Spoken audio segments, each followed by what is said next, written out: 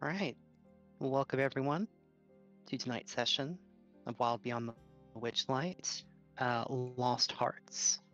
In our last session, the party continued their battle against the machinations of Scabatha, picking themselves up and able to finish off the last of her toy-like creations and bringing it into combat. And as combat went on, the party noticed that a couple of individuals were trying to be kidnapped. An individual by the name of Nib. But as combat ended, with all of the parties involved being rescued, you were able to make yourself inside the cave, which the dryad you saved was able to cover up with plenty of moss and other magical flora to ensure none of you were disturbed during a much-needed long rest. And during the rest, all of you heard Elizabeth's plan, which is to get into Scabatha's toy factory in a place called Loomlurch. You either have to be granted an audience there, or you have to be an employee with a key. And Elizabeth just so happens to know the location of a boggle named Toymaker, who is said to be hiding out in an old toy factory of Scabatha's. That is probably your best path forward to getting inside. She's also informed you all of a massive tunnel through a near a lake that will get you to. Let me look at that name again real quick. That is not that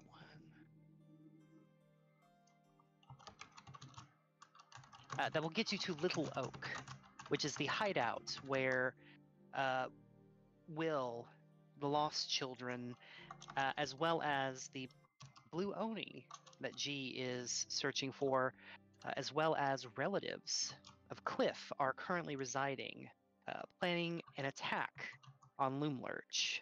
But before they can get any further, they will need to find a way inside.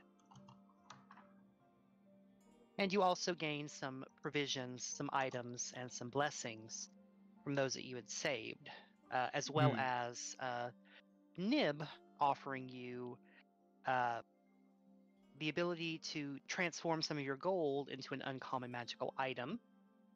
You summon forth the multiverse marketplace and receive Flora, who offered you a wide array of magical items and supplies.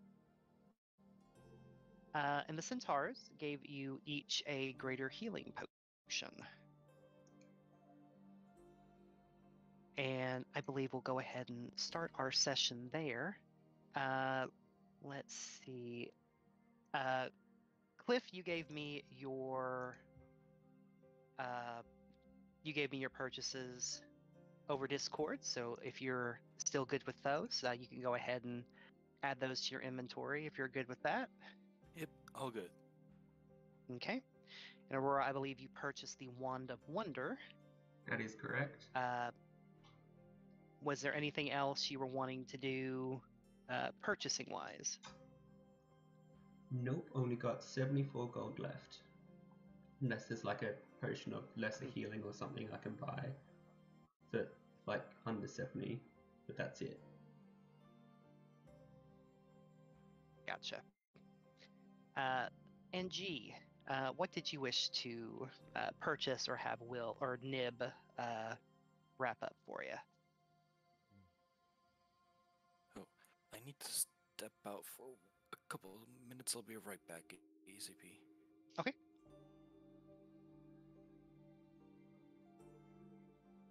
Let's see. I think I got some ammo already.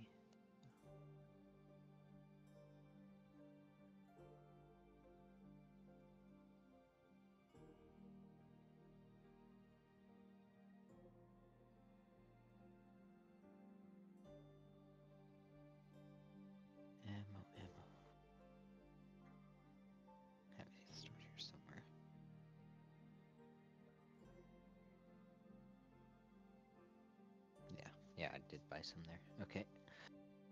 Let's see what else.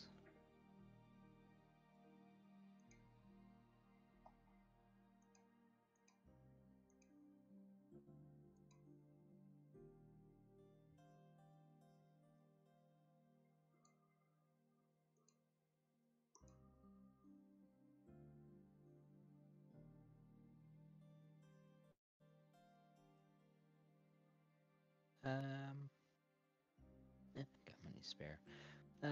Buy an movable rod. Guess. All right. She will take your gold and hand you an immovable rod. Let's see what else.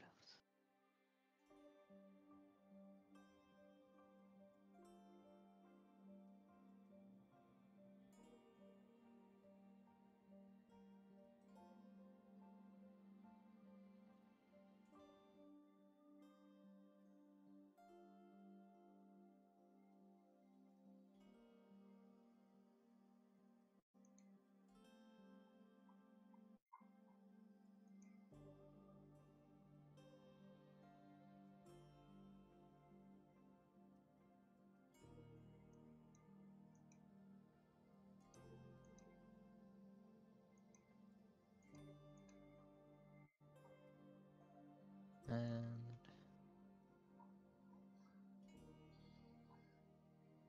yeah. Let's go with Wand of Entangle as well. All right. She'll take 250 gold and hand you a Wand of Entangle.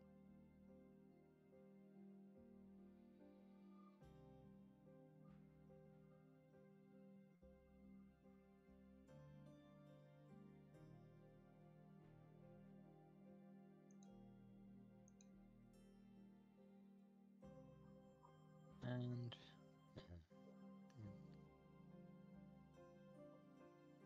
how much are Greater Healing Potions again? Let me go check the catalog.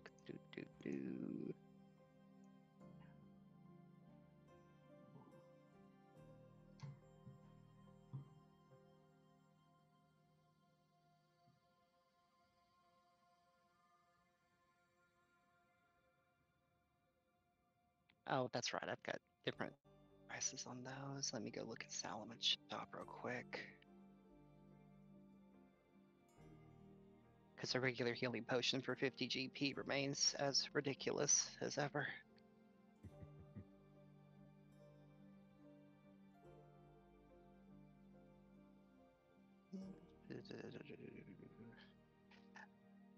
A potion of regular healing is 10 gold apiece. And a potion of greater healing is 100 gold apiece. Okay.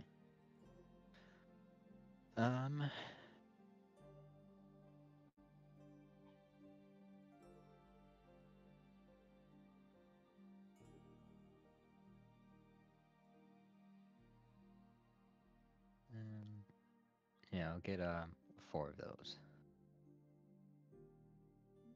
Wait, it's All right, she'll 15 hand gold over. for a lesser healing potion? Or Just a standard healing potion. yeah. The 2d4 plus 2 version Yeah. is 10 gold apiece. Cool, I'll buy like 3 or 4 of them. Yeah, 3. All right. She'll take your gold and hand over those potions.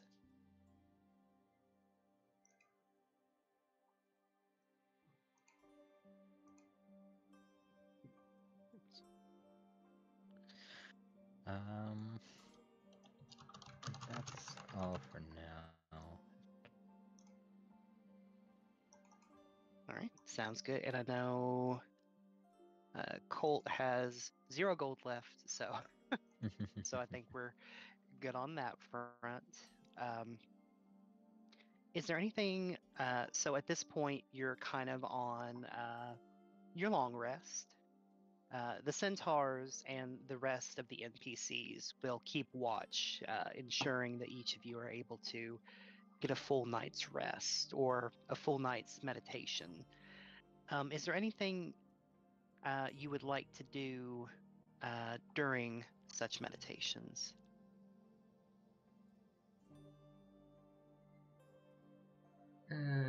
During the meditations or part of the long rest, Aurora would like to give like pats and cuddles to the basilisk for doing such a good job, and saying, Mr. Basilisk, I think I figured out a name for you. I think I'll call you Church. You'll be a church because then you can be a basiliska.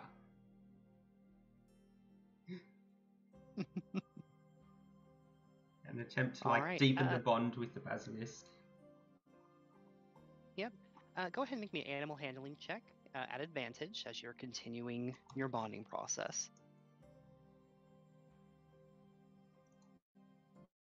Oh, yes. The basilisk does kind of like nod along, doesn't seem to hate the idea of the name. So I'll go ahead and update his nameplate. And you have definitely deepened the bond with the ability to give orders to this creature. The DC will move from a 13 to a 10 Nice. to get him to accept commands. And with one more success or one more bonding period, you get the feeling with a high enough success rate, you may be able to remove a roll completely. Cool.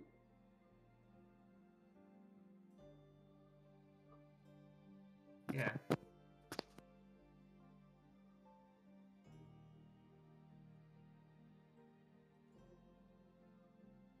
And anyone else want to do anything in this nice long rest?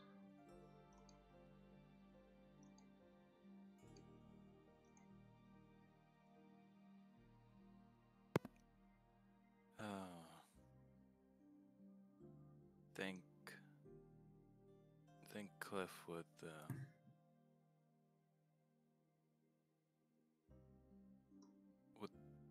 probably approach Elizabeth. Hold on, give me just 1 second. Someone's ringing my doorbell. I will be right back. So Roger, sorry. Roger. Oh, good. Bring him into the table. Ask them if they want to play D&D.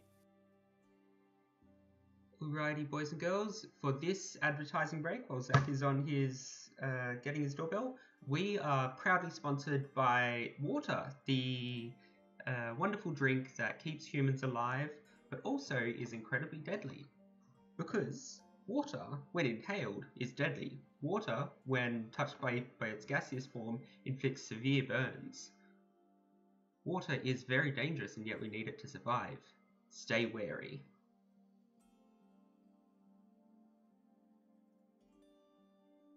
Also, no, it's part of a bunch of poisons True. around the world. True. It's part of almost every poison. And water has been used as a method of torture for centuries.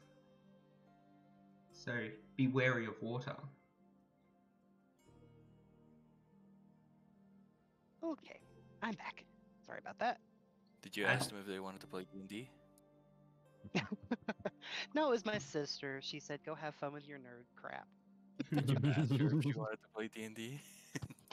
She's not a D&D kind of gal.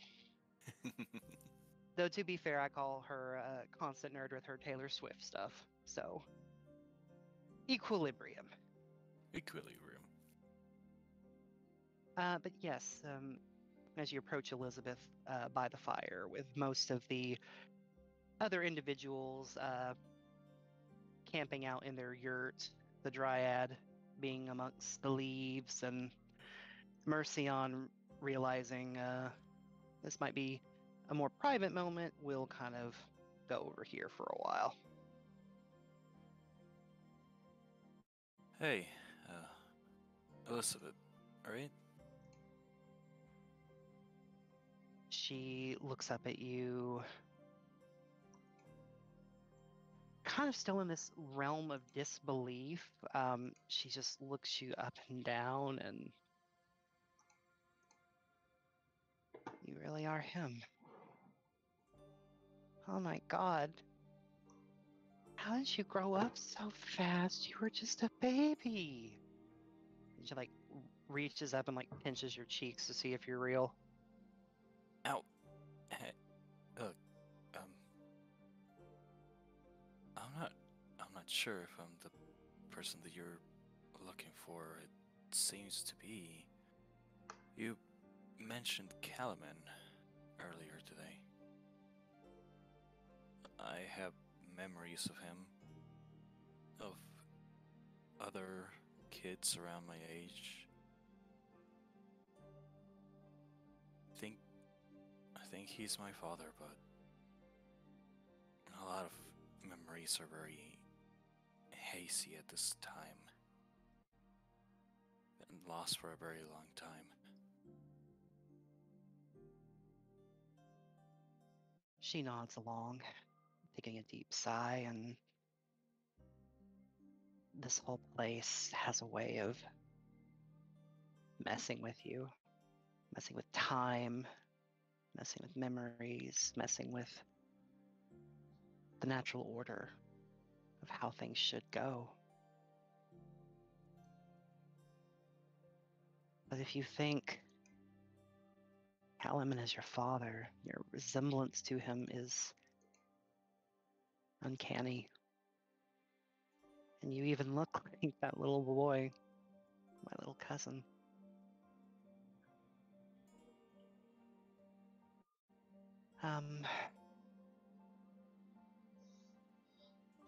Cousin, I was wondering how you knew my father. If he is. Yes. We come from a place called Yabet. Kalaman is one of the 4 supreme Jinn of a continent called Linden. As soon as you went missing after the carnival, there was no stopping him or any of us from going after him, going after Cliff. We ran into some trouble, though. As soon as we got here, we realized this place is cut off from the natural cycle of magic. From Yabet, Kalaman lost most of his power. He was back to himself, back when he was still just a mortal Ganassi, like the rest of us. He didn't have his supreme powers anymore, and these hags, they've split up some grand power, and they have ways of influencing others in a way that they shouldn't be able to. And that's how he got captured. I don't understand it. They used some sort of sand, this iron black sand, and just sealed him like it was nothing. Luckily, the rest of us were able to get out of there, regroup. Alaman's wife, Saffron, she's leading the charge right now, trying to keep us all together.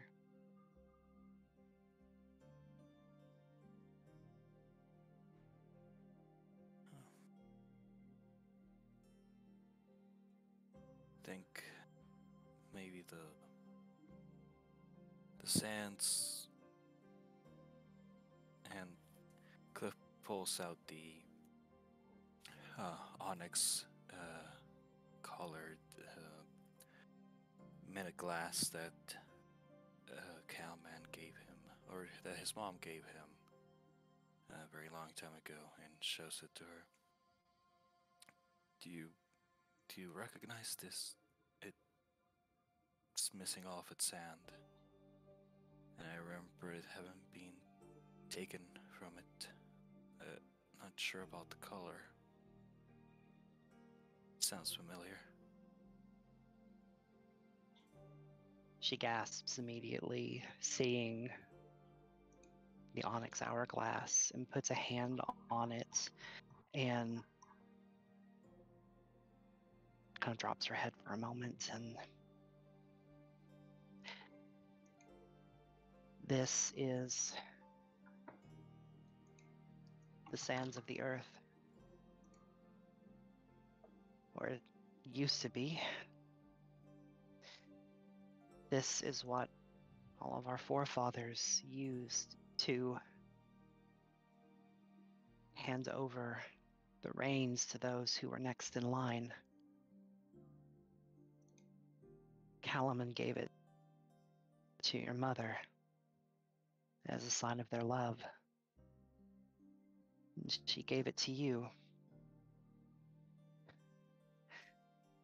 She gave it to Cliff because she knew he had the heart and soul needed to step and fill Calaman's shoes one day.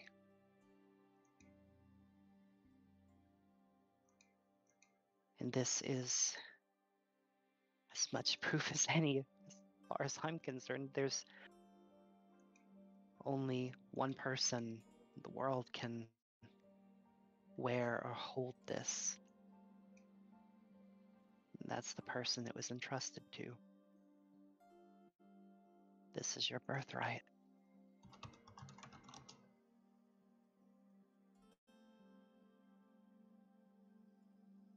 I'm not sure if I'm capable of filling Calaman's shoes. I clearly lost all of this. But I'll get stronger and I'll help rescue our family and do my best to bring the order back.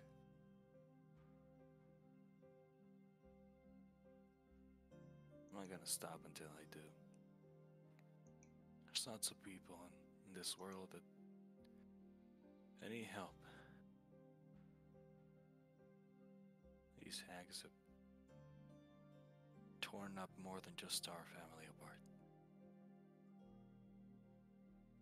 I gotta help them all before I help myself or before I take up any mantles like this. Sorry to have let everyone down by letting those sands get taken away.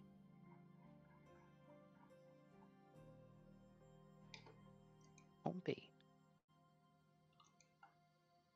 Trust me, you're not the first any of us to make mistakes. Plenty of us have screwed up. You were just a kid. It wasn't fair.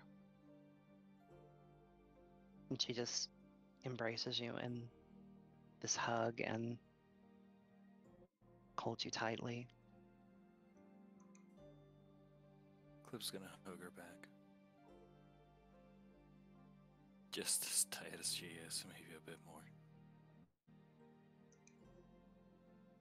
We'll fix it together. Yeah. Stay out of trouble. Oh, absolutely no promises on that. She will release her embrace on that and kind of look at you and look over at your companions, and will kind of nod along and say, though I do admit I am not quite up to snuff as you and your allies are. I will be a guide. I'm not going to let you go at this alone, but I'll stay back. And I'll keep safe. Sounds like a deal to me. Thanks, Gus.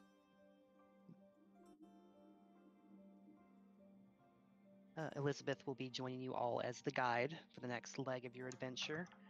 She does have mostly the stats of a commoner, so she is not going to be on the front lines fighting. The only variance to her stats is that she has a +3 in wisdom and has the druidcraft cantrip and has a proficiency in medicine checks.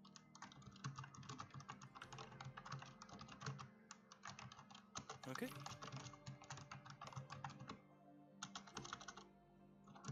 And G, was there anything you wanted to do during this period of long resting?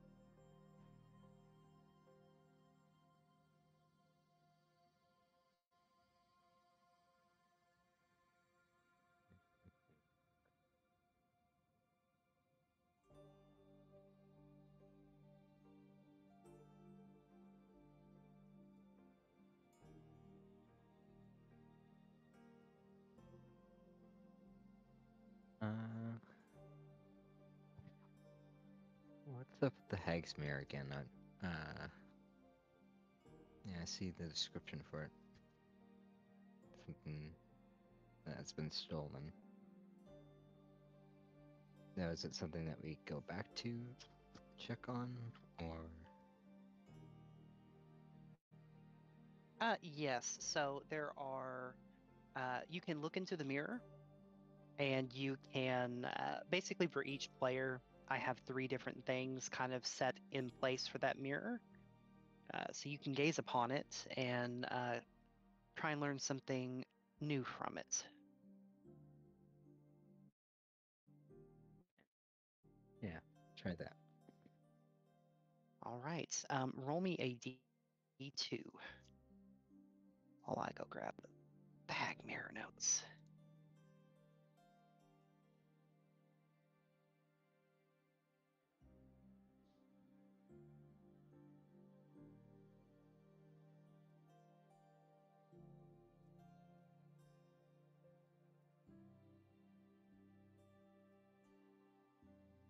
As you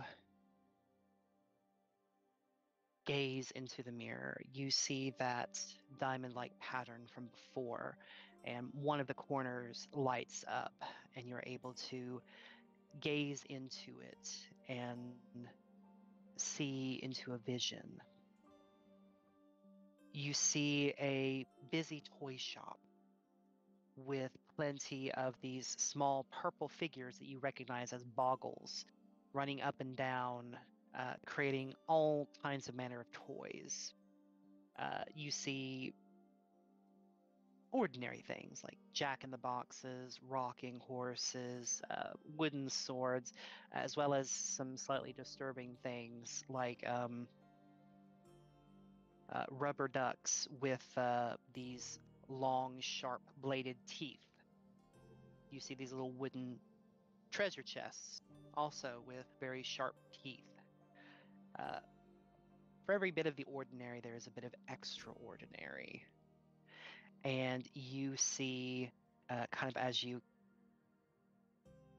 look deeper into this vision, you see Scabatha, and you see her at this very long oaken desk, and you see tons of papers filling the space, and it seems as though she seems to be writing very quickly upon each and every one of these pieces of paper. They appear to be wanted posters, which kind of have this display of a young, dark-skinned boy with this curly brown hair. And it's big enough, the text, that you can see wanted, will of the lost boys upon them. And she seems very frantic, very disturbed about this whole thing. And you see her handing this latest stack to a boggle. And she says to them, "Make sure these are distributed everywhere. I want that boy back. He took a deal with me and he has not given me back what I wanted. I want him here now, and I will have my end of the bargain. I will have his and his whole line's blood. And he will no longer be that false child I let him be. Those Oni, that muscle, will be mine." And you watch as the mirror kind of fades out from view.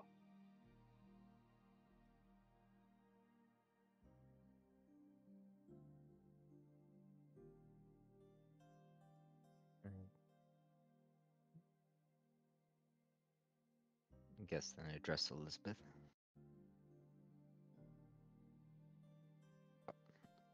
You are familiar with Will? Yes, of course. He's been a great deal of help in getting kids rescued. Scabatha sends those flying machinations everywhere, grabbing kids that have fallen into the domain or been brought here by her goons. And Will has kind of made a resistance force. And that's where Little Oak is. That's his headquarters. My mother's been working with him, as well as his sister, a blue Oni named Azure. They've been working together to try and protect as many kids as we can.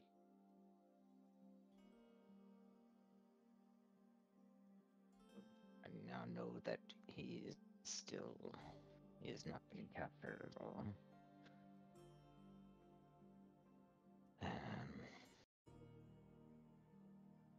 Are you aware of him making any kind of deal with the hags?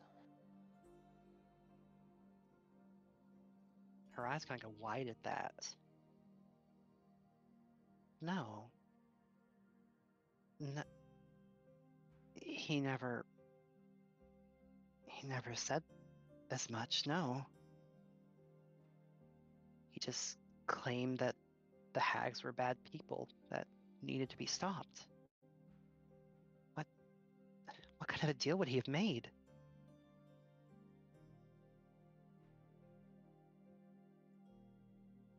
Something about age and only strength. Oh dear. Well, that's not good. When you renege on a deal with a hag, my experiences here, they have a way of finding you and a way of getting what they want. We should probably... Oh, I don't have a good way of contacting them, I'm afraid. We probably need to leave first morning's light then. Try and get back there as soon as we can.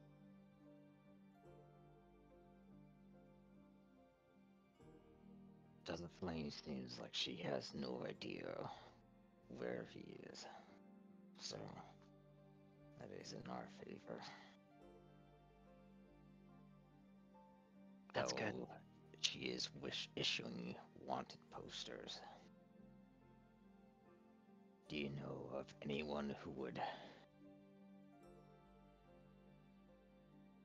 give up others' freedoms to make a quick profit? Uh,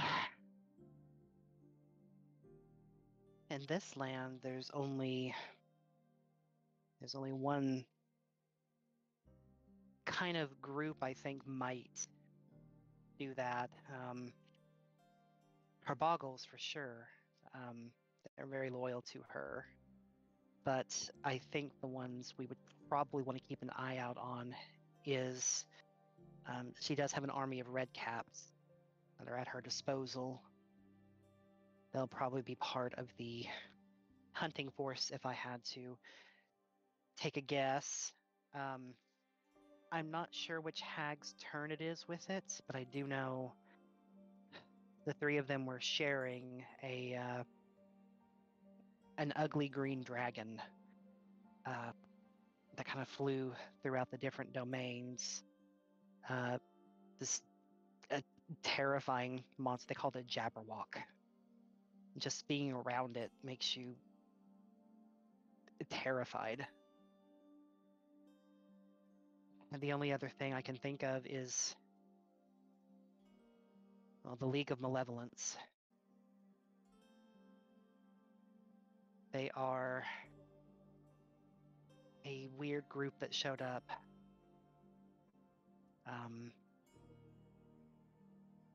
not that long ago. They're kind of split up everywhere. I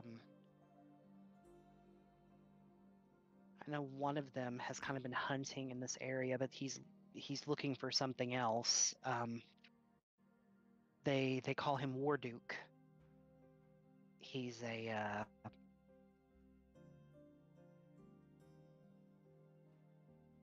he's something. He has this suit of armor that just is evil. It just emits this evil look upon them. They have this blazing sword, and as far as I can tell, he seems to be a capable fighter of sorts.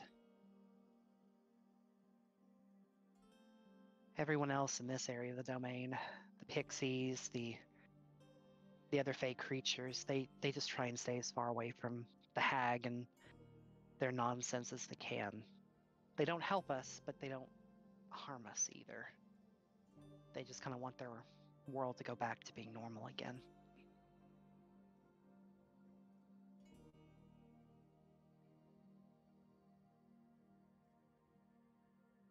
Is there any kind of reward that they could be offered that would make them change that position?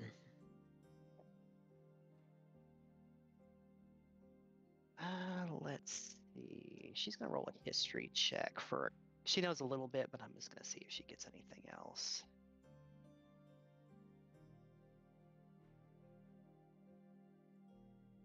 As far as I know, creatures of the Feywild like to bargain. I'm sure that they could be wild with an attractive enough offer. I suppose it depends on what's on those, whatever Scabatha offers as a reward. As far as the Jabberwock, that dragon, I think that thing is 100% loyal to the hags. I don't think there's anything you can do to convince that thing otherwise.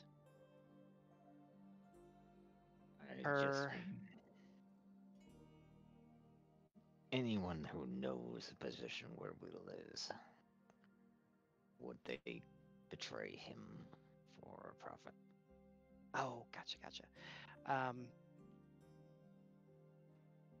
The only people in Little Oak right now is my family, the kids that we've rescued from this area. Will himself, Azure, his sister, and the Lost Boys. That's the gang that Will kind of brought together. I don't really know what their story is. They just all seem to be very good friends and seem to know each other. If you ask me personally, I don't think any of us would betray Will and hand him over. But I also didn't know that Will had a deal with the hag either. But I assure you, my family would never, ever betray Will. And I know for damn sure his sister wouldn't. She is one of the most fiercely loyal people I've ever met in my life.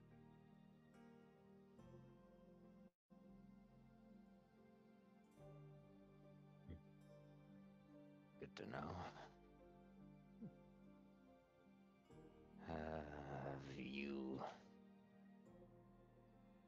Have you ever heard of the Oni's connections to people?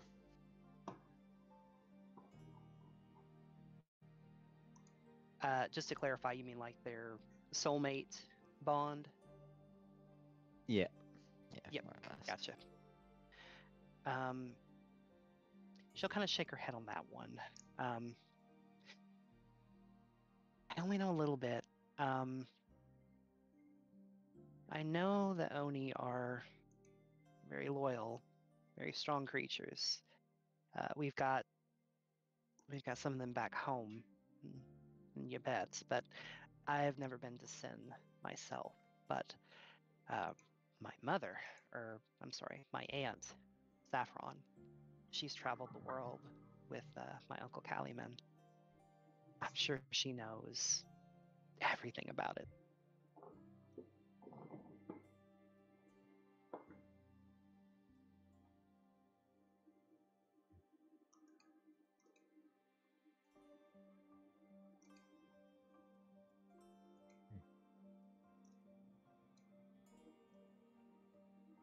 Thank you. Zora and I have a connection that I'm trying to meet up with her to talk about. So,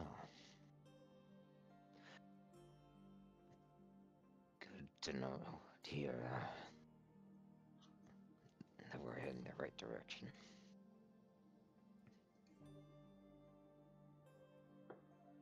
And she nods and says, as soon as we get Toymaker, I'll get to the headquarters just as soon as we can.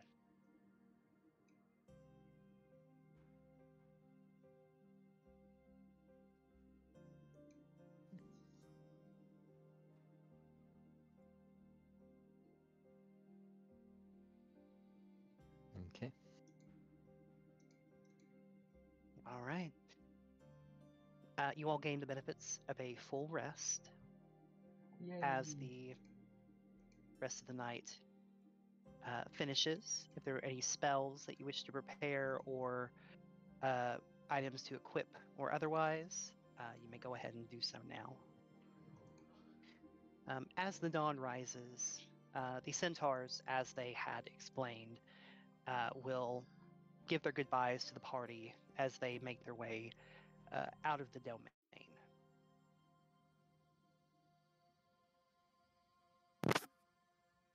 Stay safe. Keep to the shadows of the trees. The Dryad will stay here with Nib, Jill, Jacques, and this random Capestri whose importance to the plot has now been lost. And the Dryad will keep this entire area covered in grass and magical camouflage to ensure that this group will be safe and well hidden.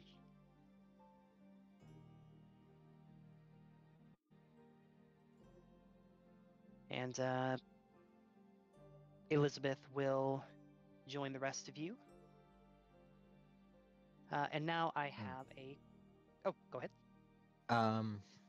There was an item that I was trying to have made after last session. Did you have a chance to make it?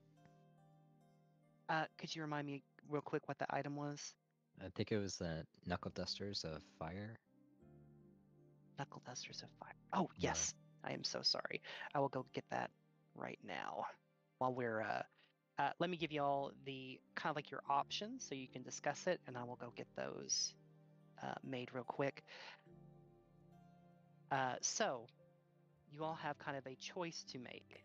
You do have your air balloon, which would kind of speed things up to get you to your next location, but it does come with risks of potentially being seen, as your driver will inform you as they went and parked it. There are definitely more of those toy demons flying about.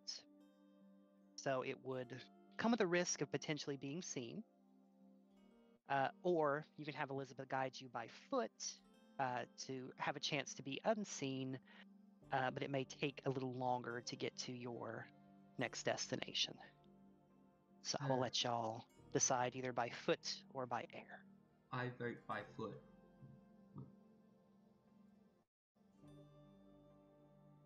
Yeah. By foot, we have those tunnels, right? So.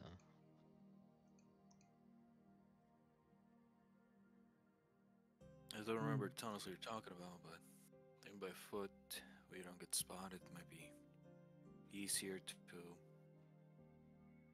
I don't know, get there without getting hurt.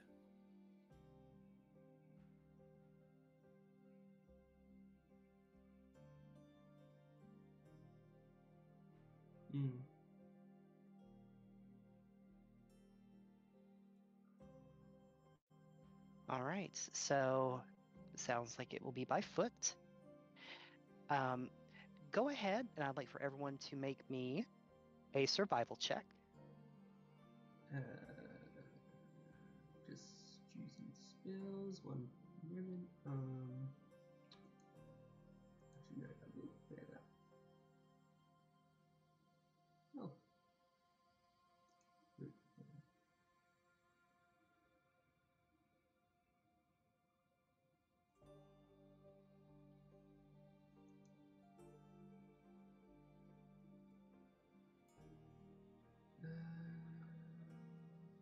Where is it? Where is this?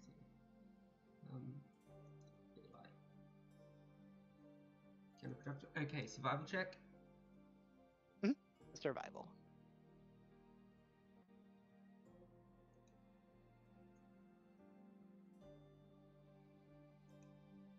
Oops. 15. All right. And now I would like Omni rolled the highest. Omni, I'd like for you to roll me a d20. A D20, okay.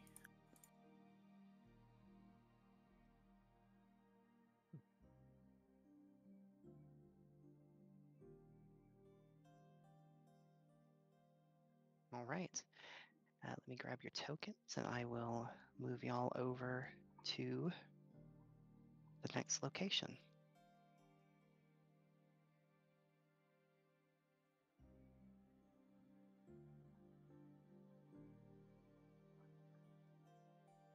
It is about half of a day's travel as you wander through this area. And with your guide, you're able to make your way relatively safely without attracting the main roads. And you are getting close to your primary destination, the tree that seems to be magically connected to where Scabatha's workshop is. But before you arrive there, you come across this scene.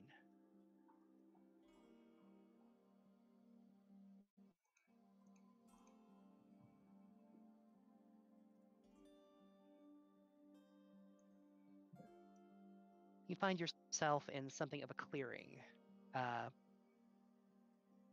with some trees and some flowers and things of many different natures. But you see this very large owl bear that is chained to a bright pink tree. And behind it is this magnificent looking chariot. And I would like for each of you to make me a insight or animal handling check to try and gauge the mood of this creature.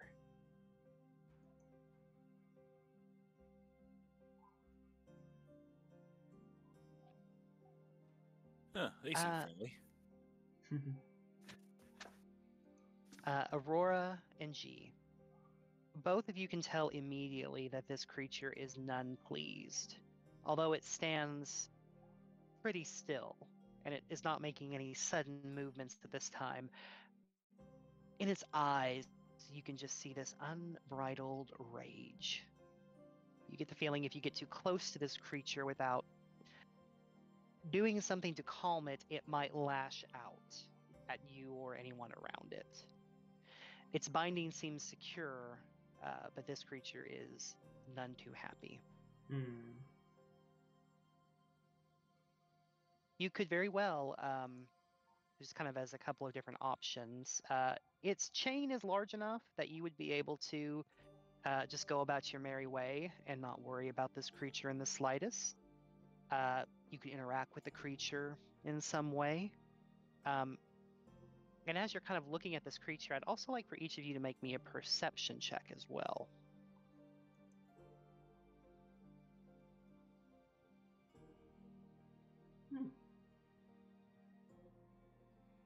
Perception check. Perception.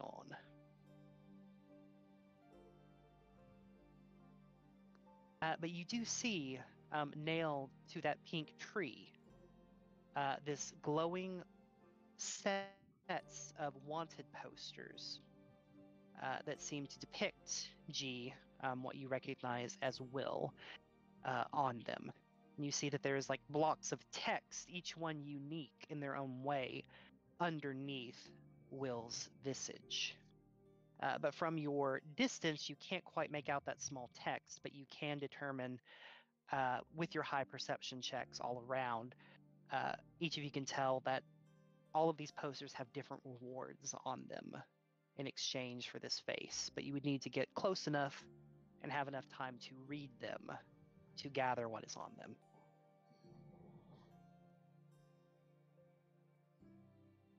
Those posters are where again? Sorry. Here, I will park them. They're like stapled to this big pink tree.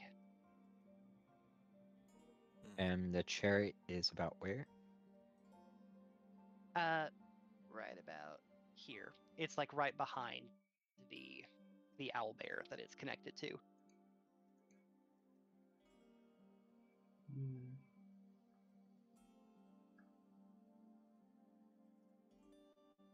Where's the rider?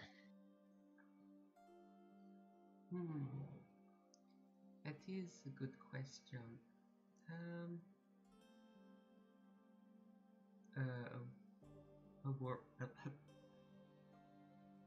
Should we get a closer look? Maybe the rider is looking at the bounty posters.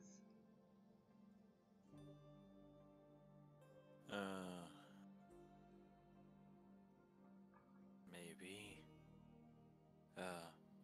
We can take a closer look, and if we don't find the rider, I could try and speak to that thing. It looks adorable and fucking deadly.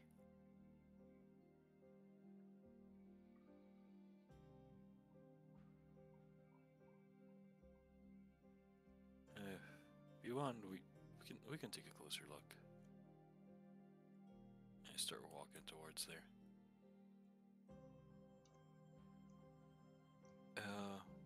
Up close, does it look like the driver's anywhere nearby? Make me an additional perception check. Okay. Gonna swing wide around while looking. With a 14, Cliff, you do not immediately see anyone in the vicinity. That you are fairly confident. There's no one near the tree or near the chariot or that is visible on this map.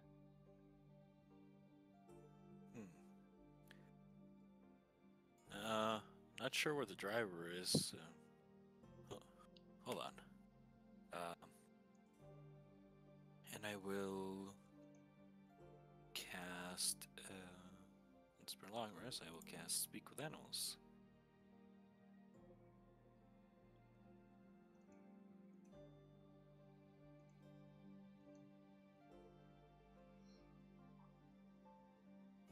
All right.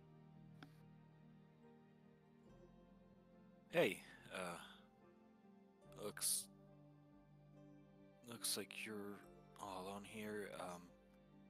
Did your driver go missing? Is everything okay? Are you hurt? Are you hungry?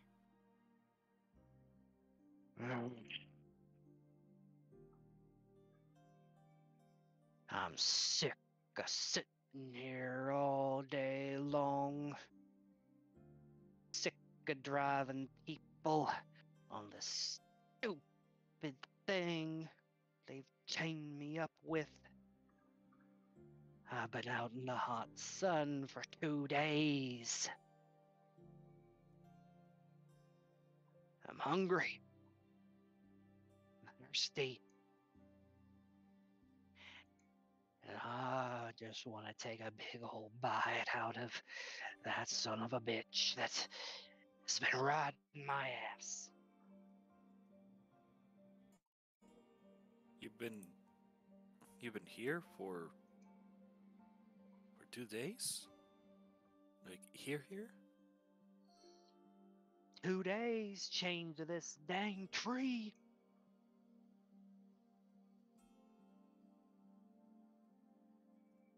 I'm not sure that his driver's coming back. He's been here for 2 days. Oh, well. Hey, do you mind if we take a closer look? See what's inside the chariot, and maybe try and find your owner and ask for an explanation as to what's going on. Make me an animal handling check with advantage.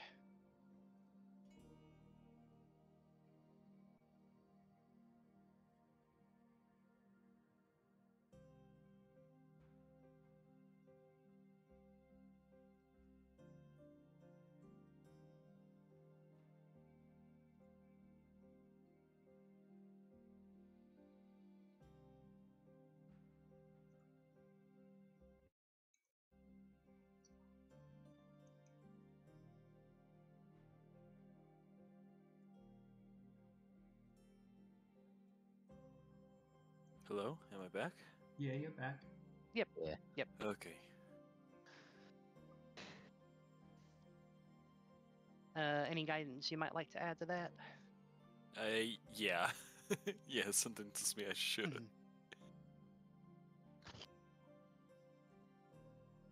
Okay. He kind of looks at you.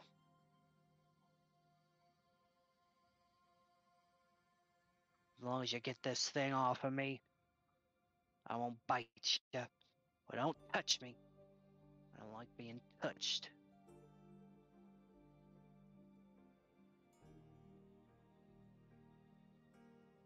You get the feeling that you are permitted to approach the chariot, but it may not be wise to make direct contact with the owl bear itself right now.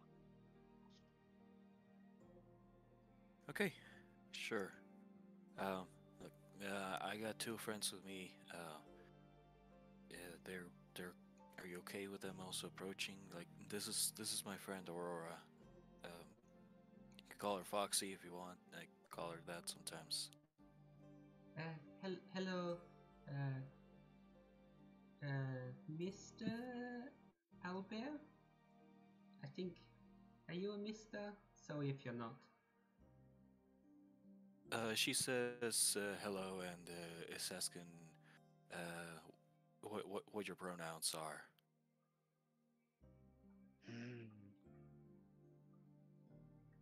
The guy that rode me just called me Owl Bear. With my name.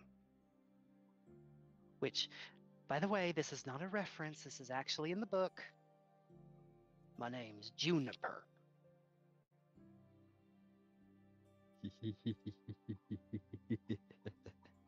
Guy or male Albert? Female Albert? Male. Male. Male owl bear named Juniper. I do not get He this says reference. his name is Juniper. Hello, Juniper. It is very nice to meet you. Let's see if there's something I can do to help. Unfortunately, I'd finished preparing my spells and I can't cast create food and water.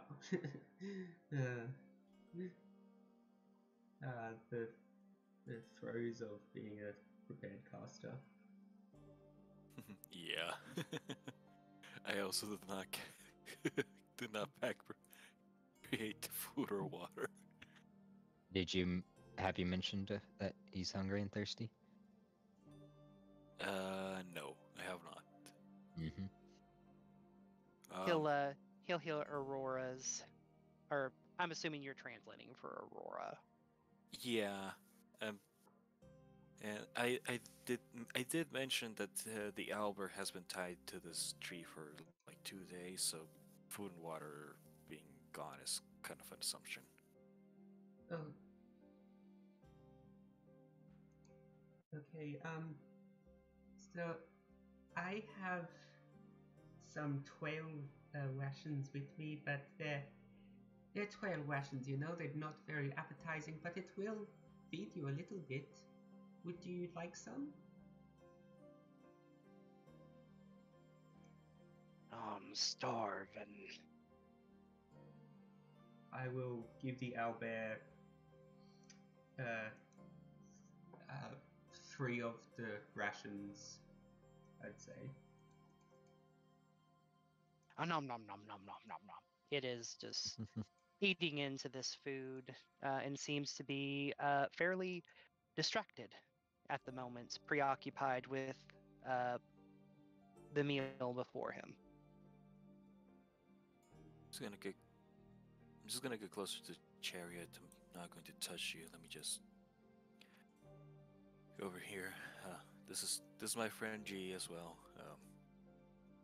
He's a pretty cool guy. Call him Boomstick every now and then. We haven't really called him Boomstick yet, but and we check out the chariot. Talking to them.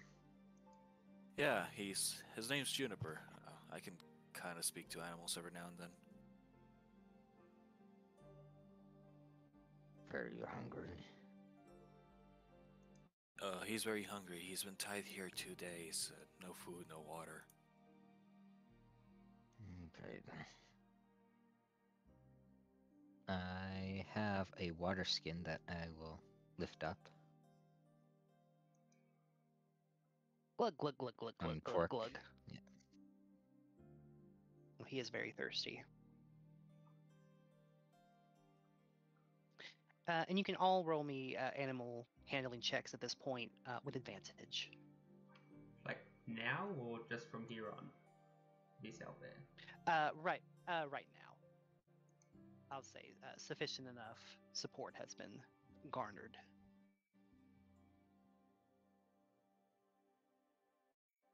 Oh, Nice one, G. that was the best water he has ever had in his life.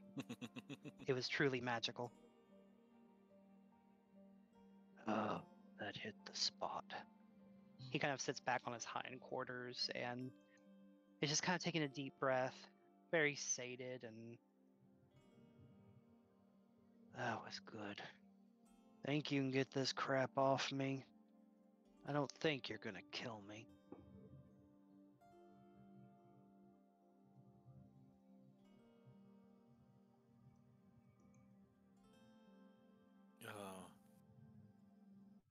I think.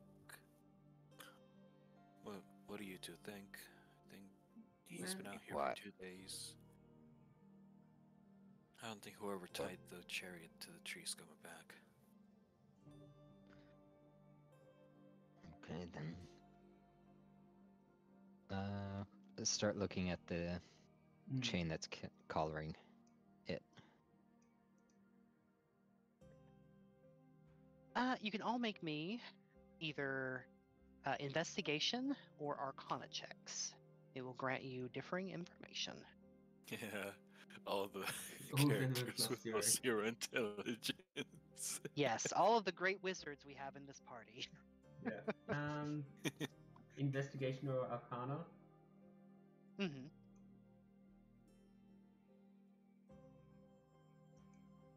Can I guidance myself? Yeah, y'all can guidance yourselves. Let's roll 1d4.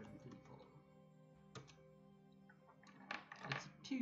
Okay, I've so got 17, 16, 12. I will say that's sufficient that you notice that these are definitely enchanted chains.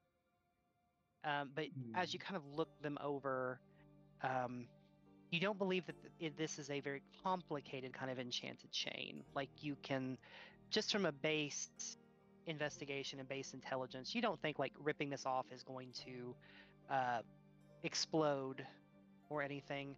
You gather that this is more of an enchanted chain that keeps beasts from removing the logs from their raw strength. Okay.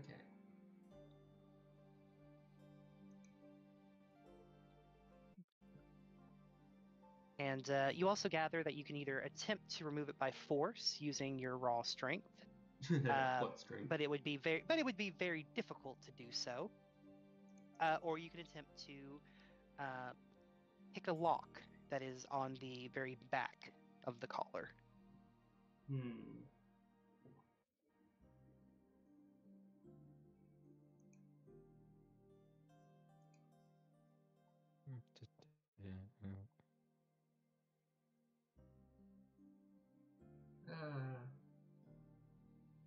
Anybody know how to use lockpicks here? Anyone? Oh god, I'm so used to playing intelligence casters. I can just do anything with a spell. Laura doesn't know how, but she has a sleight of hand of +0. That should help.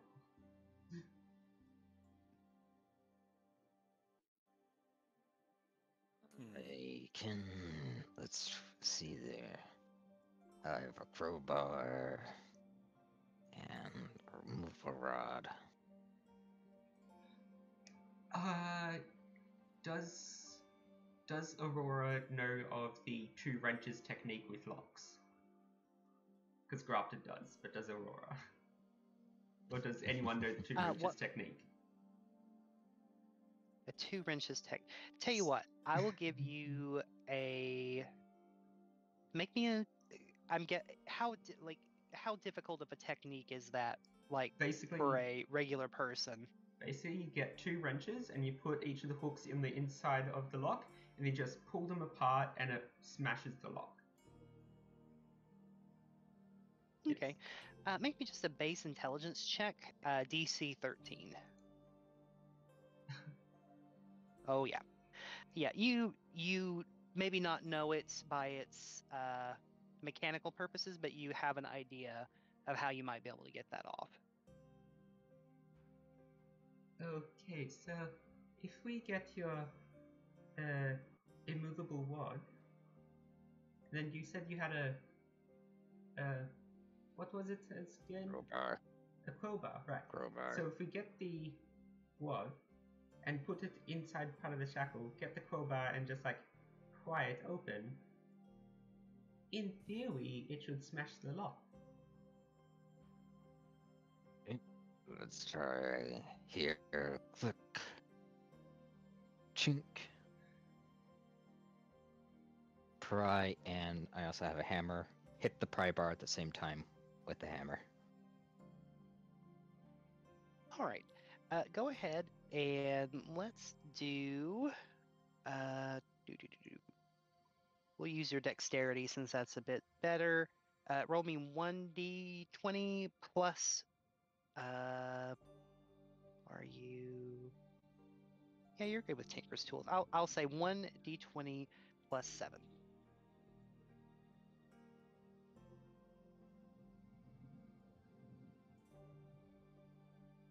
And doing a guidance. Does anyone wish? Yes. And also, Okay. I'll use the help action because I'm showing the prior technique, so that'll give advantage, right? Yes. With the help action, go ahead and roll me another 1d20 plus 7. And we'll add 4 to the higher of the 2 rolls.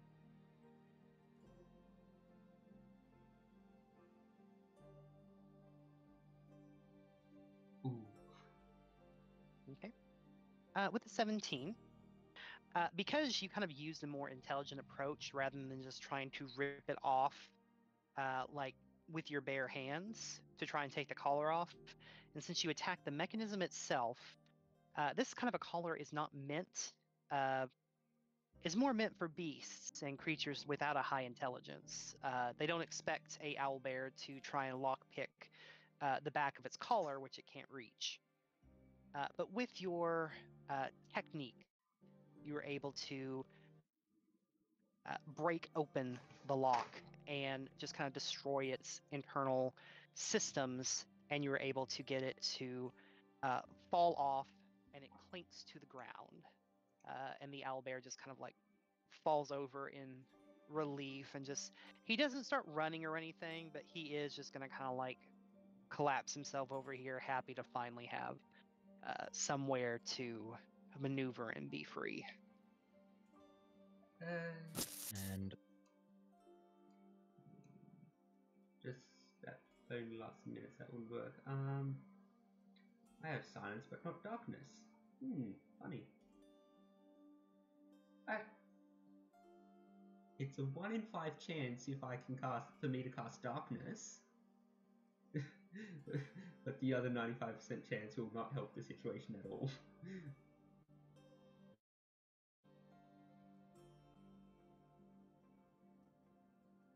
Wait, darkness?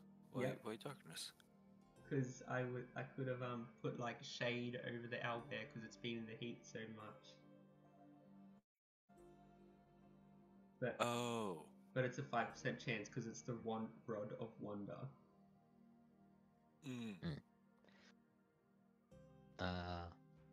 I'll start like removing the harness and tack from the chariot. Pull it off of the owlbear as well. Mm-hmm. And it's not a complicated saddle or things of that nature.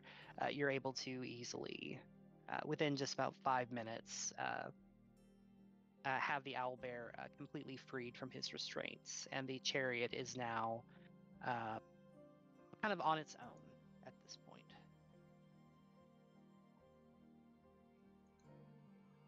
Hey, it's kind of late to ask this now, but quick question. What did the owner of this thing look like? Oh, he is a mean-looking sucker. Horrible-looking metal all over him. He had a nasty flaming sword. Dark red eyes. Whipped me when I didn't go fast enough. Do any of us recognize that description? Make me history checks.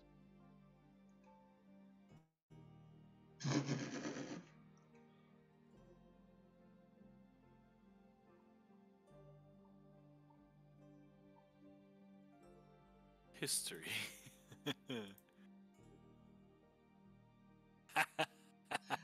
Or before I make this joke, is that enough for G to recognize it? Yes, because it wasn't Okay. a very high DC. Okay. You remember from last night the discussions about the threats in the Feywild that might go after Will. This sounds like the description of Warduke, a member of the League of Malevolence that Elizabeth informed you about last night.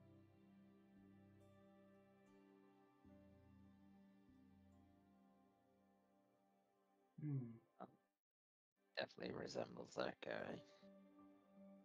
Which guy?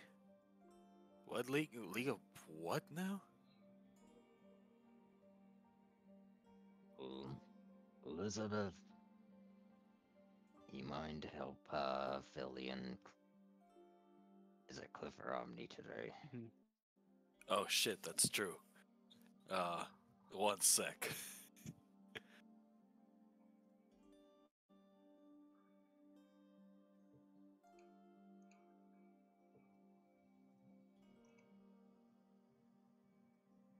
Ooh, that's Tails. Just check my Omni Cliff Notes. No, it's still Cliff. Okay. Elizabeth will come and kind of share the information she shared last night about how there is this very evil individual by the name of Warduke, who is part of this large party known as the League of Malevolence that is kind of wandering around this section of the domain. She doesn't know a great deal about him, only that he is a very strong fighter and seems to always be up to no good. Well, at least the League of Malevolence sounds like they've got a lot of teamwork going on. Because I've heard about the League of Legends and they're very toxic to each other. She nods. She nods heavily. It's like, I don't understand how they're still going after all of these years, after all the controversy. They're by and far the worst group of individuals I've ever had the displeasure of knowing. Man, can you imagine playing that still? Damn. Yeah. Hides the most recently played Steam game. It lasts longer than a certain League of Nations I've heard about before.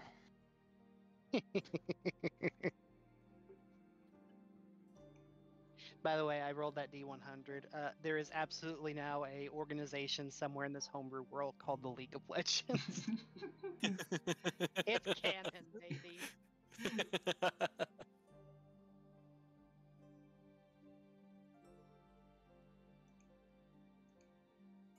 But yes, it seems to be that this owlbear's captor was this Warduke individual.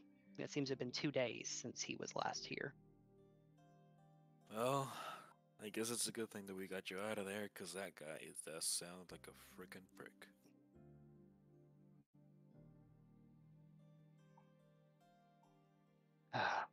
He was. Thank you a lot. You can have whatever's on the chariot. I really don't care anymore. I think I'm just gonna take my leave and I'm gonna go do owlbear stuff. Quick You question, wanna- Juniper. Are you native to the Feywild? Sure am. Okay, Born then and raised. never mind, because I had a way, or at least tomorrow I could have a way to get you back to your home plane if you weren't home here. But since as you're home here, never mind. Do you want to get back at him? We're kind of going to meet a person that that guy is hunting, so maybe he might show up there.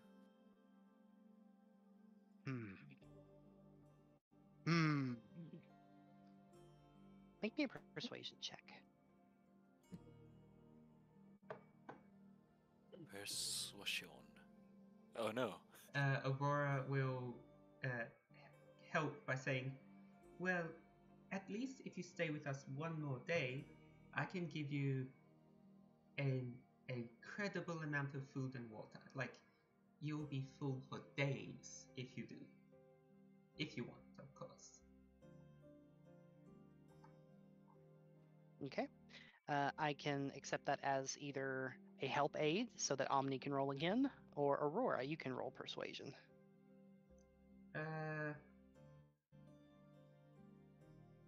How's your persuasion doing?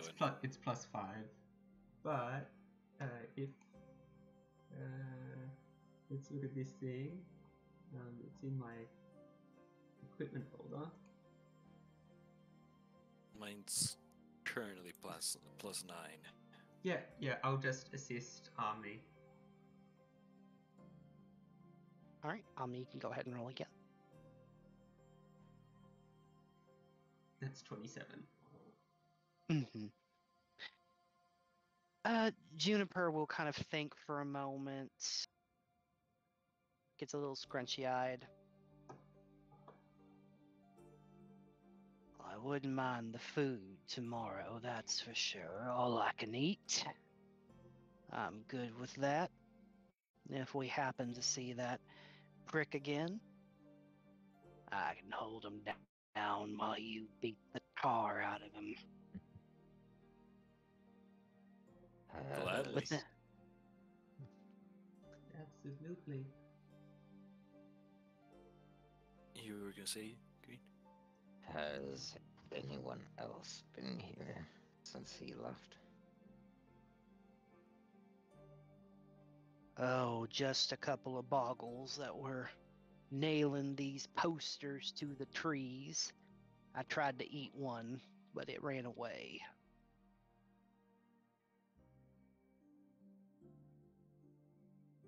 We'll probably see some where we're going, so if you still want to eat one. Mmm. Boggle.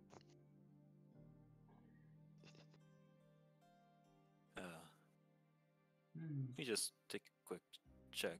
Kind of want to see what's inside the chariot. Yeah. Okay. Anyone that would like to investigate the chariot may do an investigation check.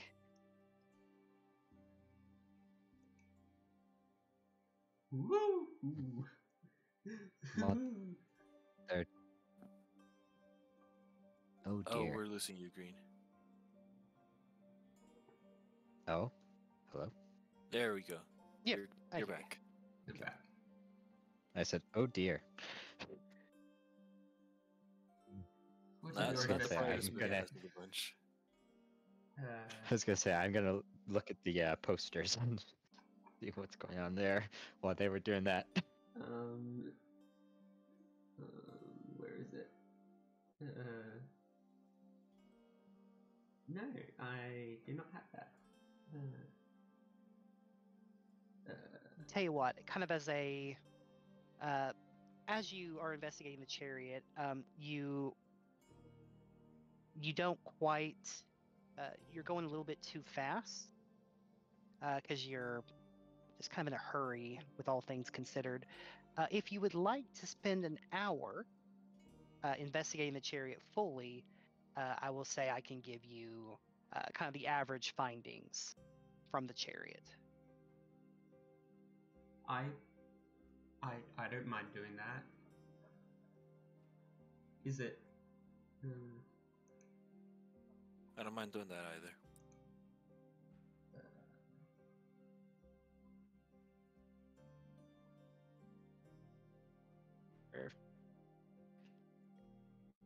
Okay.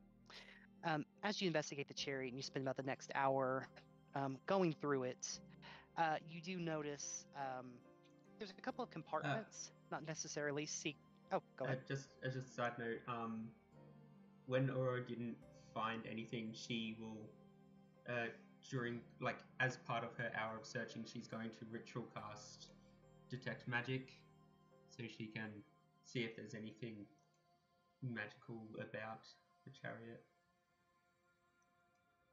Ooh, okay. Let me go check another note. You do notice a couple of compartments, not necessarily secret ones, but ones that just a quick glance you wouldn't have noticed otherwise. Inside one of the compartments, you see just a couple of belongings, like a small equipment pouch. Inside, you do find 2 potions of healing, as well as kind of a stack of wanted posters, most of them kind of centered around Will. But you also do see a very small dossier that seems to have been written to the League of Malevolence, and is currently informing you of their latest hits that they are trying to take out of the game. One of which is a individual that you would recognize, Ringelrun. Mercian will pipe up at this moment. She's just kind of been quietly in the background.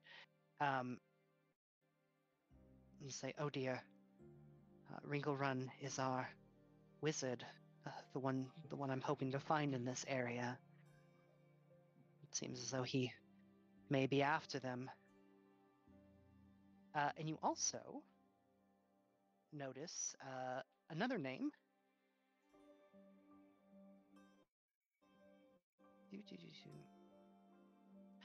Naturally, Will of the Feywild.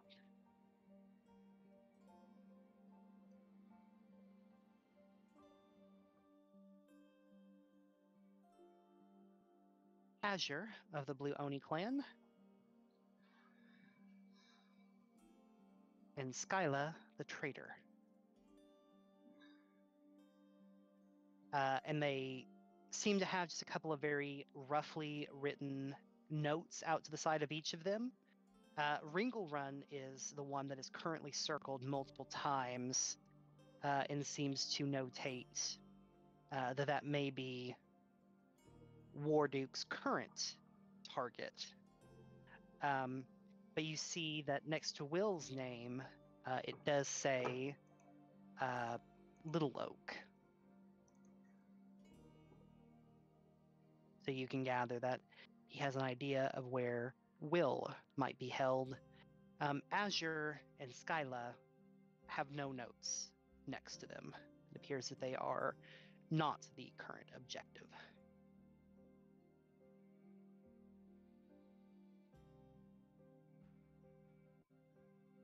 And as you cast Detect Magic, flip page.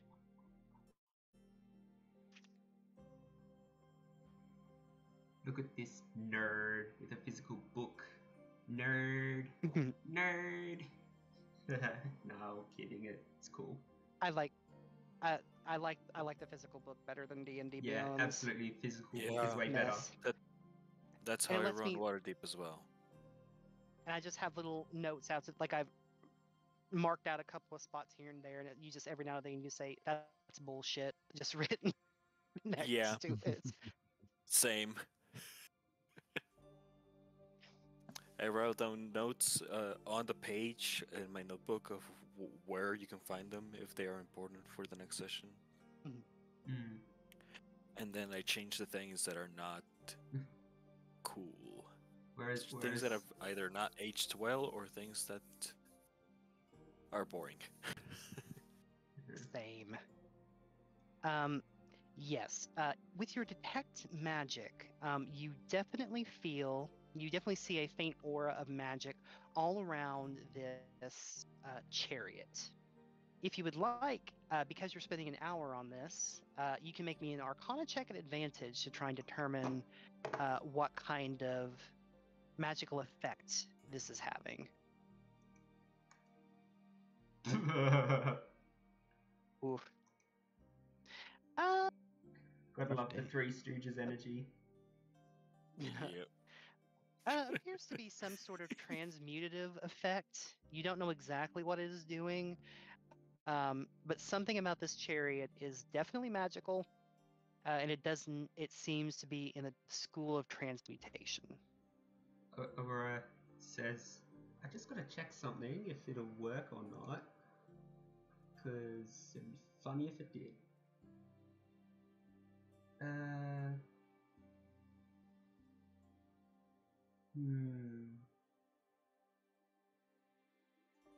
Here's a question to you, DM. When a creature casts True Polymorph and turns a creature into an object, does the creature that is an object stay like aware of it is, or does it just not? Or is it just like it is turned into an object, and then when it gets turned back, it just like a flash of time?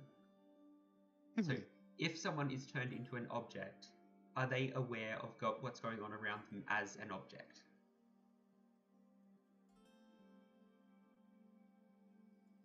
I would rule it as it just becomes an object. It really has no, because otherwise that is like terrifying to be like, hey, you're now a rock, and you know you're a rock. I scream, but I have no mouth. No, Okay. no, they wouldn't know that. Okay, so Aurora doesn't do it telepathically, but Aurora says to the chariot, hello, chariot, can you talk back to me? Because transmutation is communication, like talking magic as well as transformation. The chariot does not respond. Tough crowd. Yeah. It's like, well, the chariot's magical. I'm sure it does something magical.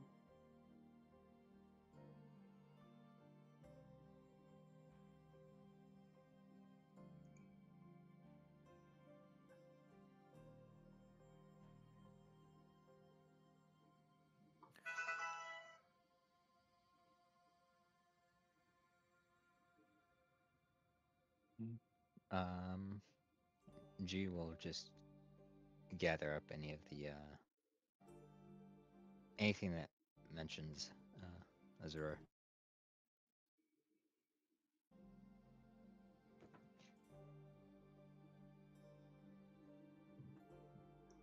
All right.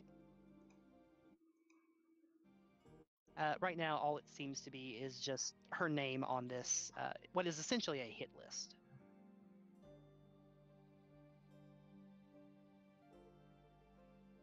And also on this hit list is Thriller, Beat It, and Bad.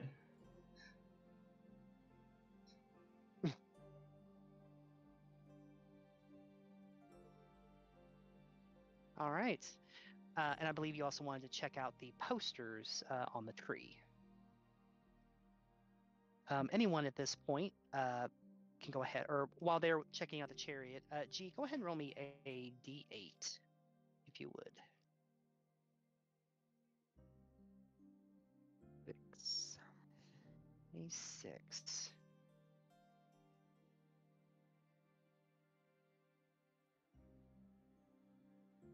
It is a wanted poster for Will.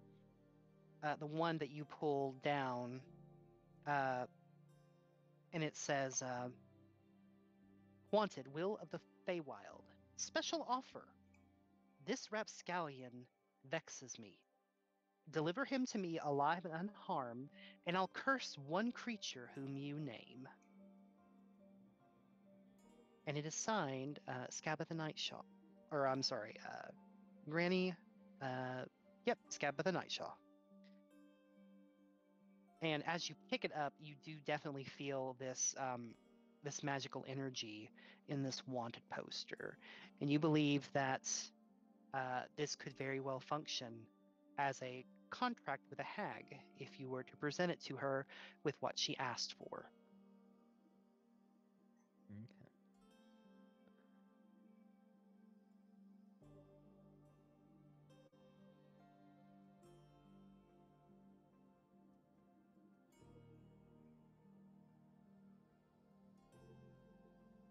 That certainly fast tracks things.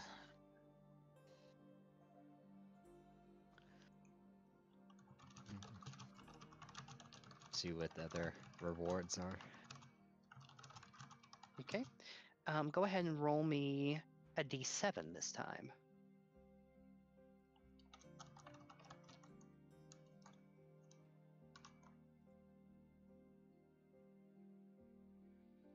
Dos.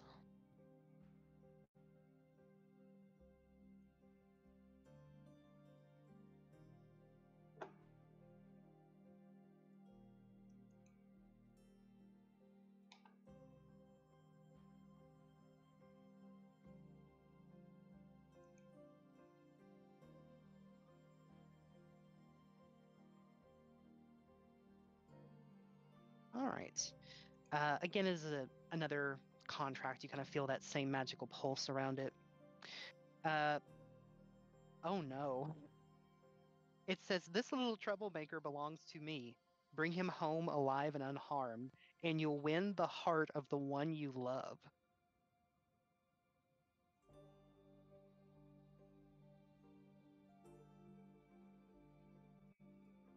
Who is it signed by? It is signed by Scabba Nightshaw.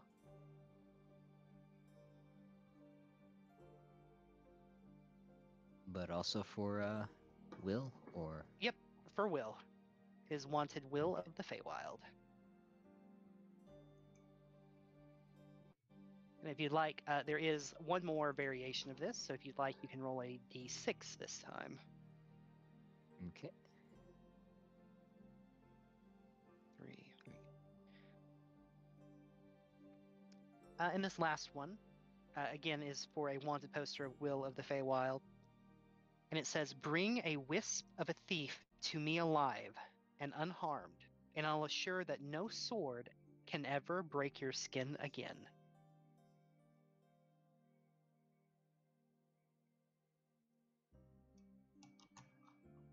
The selling points for certain individuals, I would say.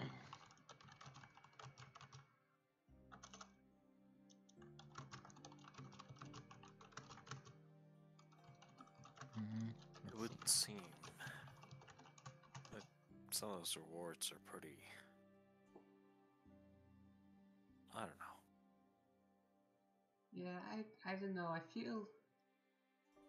It feels as if some of those rewards can very easily be turned against us. Like maybe like no swords can ever break our skin, but it's like Your tint is. but a club is going to make our skin like water and we just evaporate, you know? I was thinking maybe something like you could turn to stone, but I guess that's not really anything to worry about for me.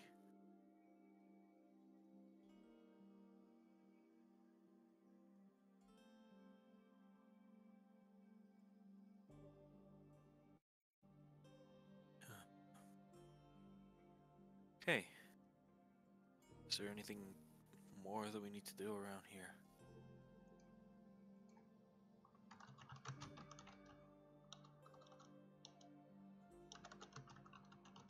Do either of you have fire magic?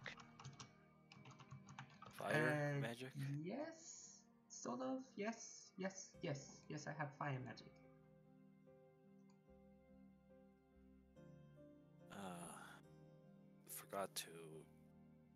Forgot to carry that today.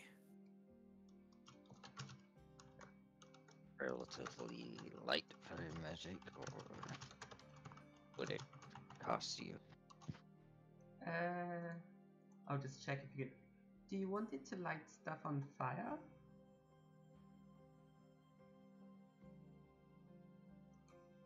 Specifically, I want to make sure the wanted poster with the when your love's true, yeah, true loves So magic. yeah, I want to make. yeah. So the Oh, fire by the way, thing, you guys have. G, I added Knuckle Duster of Fire to your action list. Okay, thanks. So the fire spell can only target creatures. doesn't say it lights stuff on fire. I've got a tinderbox and some torches. You can. I do too. I just wanted to see if there was any other something with a bit more oomph to start off with. Okay, well, I can try to light it on fire with a 5% chance. Eh?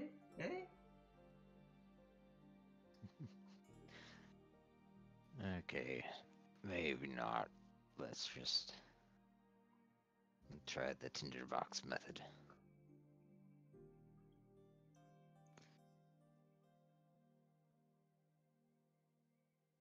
All right. Okay. As you go to light the paper on fire, it catches rather quickly, and you watch as the parchment kind of lights up quite easily. The text on the scroll is like one of the last things to burn away, and you do see it slowly crinkle and vanish into the embers. And as there's a little bit much left but ash where you had set the fire, you do still see little glints of the letters in there. And it takes them a while to vanish alongside them, but they too, after a couple of minutes, also crumble and lose their magical ability.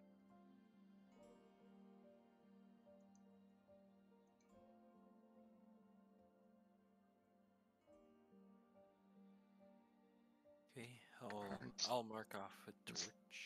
Love rather than block.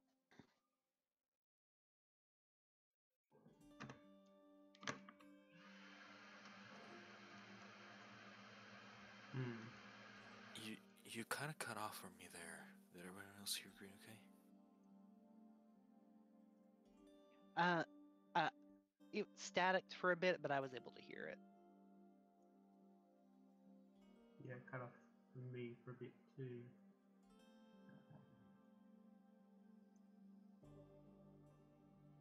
Would rather earn the love than try to buy it through this means. Of course. It's definitely the better and, in my opinion, only way to do it. And I also think that the wording on heart might be a little too literal with these witches. I don't think they actually meant to get you the love of that one that you want in here. So, yeah, better destroy everything that has some weird kind of wording on their rewards, like that, right?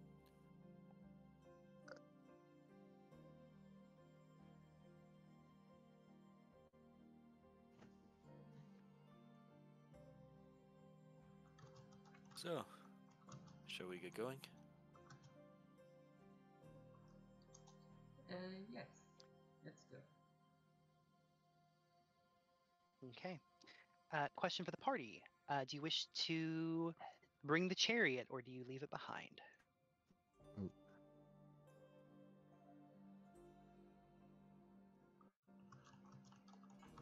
You think we could tie church up to the chariot? Leave it. Leave it?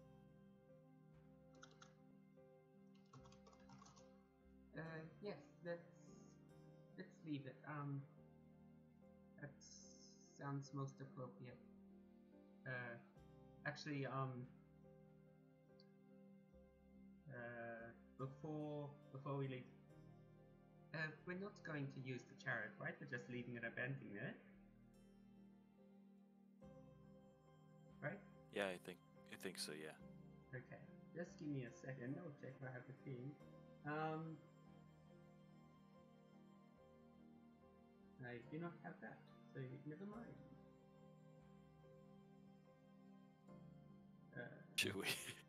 Should we burn the chariot to the ground? I was just gonna say, like, break the main axle so it can't actually go anywhere. But you know, watching it'll work too, I guess. I don't know. But magic icons. I could try to shoot it. It might shoot it to weaken it, and then if he does get another ride, the axle breaks on him mid-ride. Gee, that is diabolical. I love it. I like the way you think, G. I like the cut of your G. It won't. Especially if he doesn't have the attention to check his gear before he drives.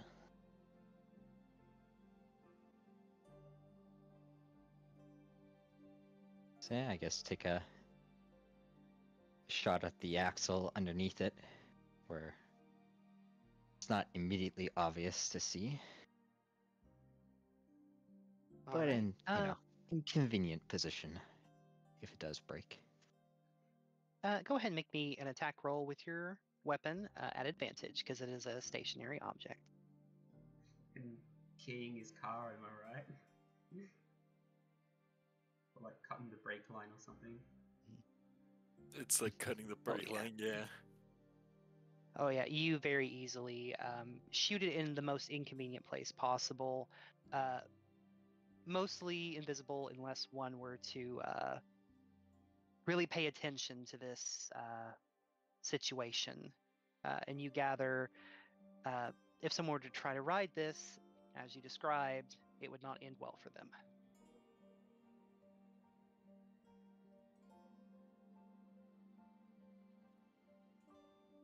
Okay. Well, Zach, looks like you're Did- gonna have to commission new art for that character to be in crutches or something when we meet them. Yeah. If they come back to the chariot, of course. They just come at y'all with a limp, and they have their movement speed reduced. All right. And like the various, like this almost looks like a campground with various circling plants and kind of table-like things. What does it look like? Everyone can make me a nature or a arcana check.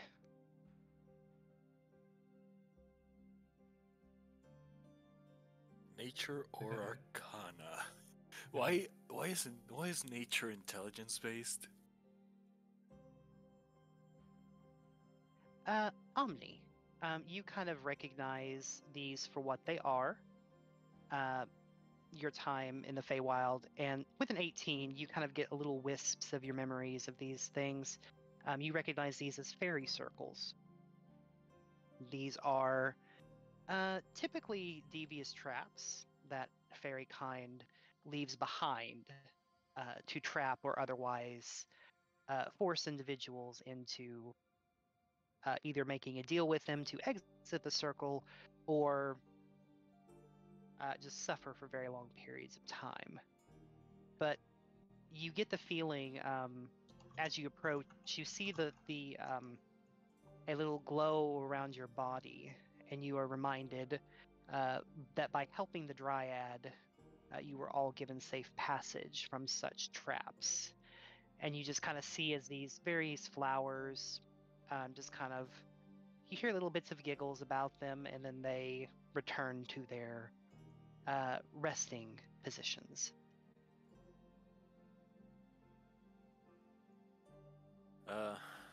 These things very circles, so we should be okay. They're kind of traps by little fairy like entities. They usually like to prank people, but it could be dangerous. We should be okay to cross them, but you know, just to avoid any others you see later on. Like, since we have safe passage, we can kind of like try and see talk to whoever might be in these plants, but make it tricky, fairies are not usually extremely nice. I do have an idea. I'll take some of the wanted posters that were in the chariot and, yeah, walk up to this stump here and lay it very obviously on top of the stump there. You watch as the piece of paper kind of floats up and it kind of spins around as if each of these flowers are reading it momentarily, and then it just kind of flies back down into the stump. And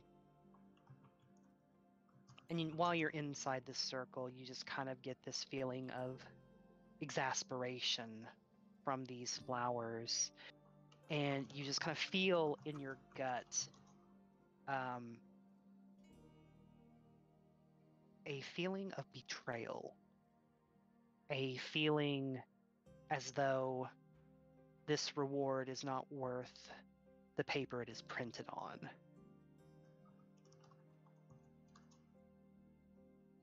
Well, hopefully any individuals who do dare to pick up this poster off of your stump, maybe you can make them pay dearly for trying to get that reward.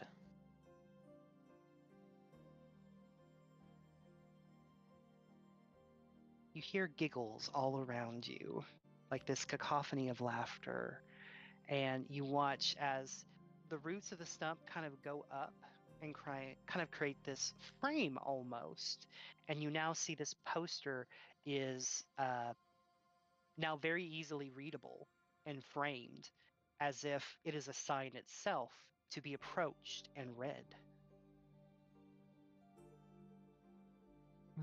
You seem to like having your fun. Maybe this will entertain you for a while. Have a good day.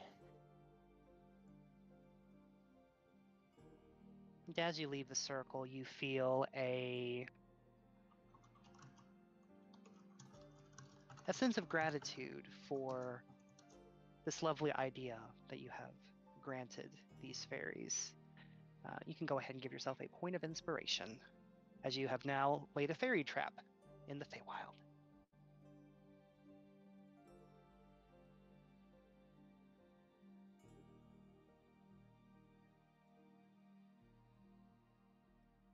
And if the party is ready to go, I will go ahead and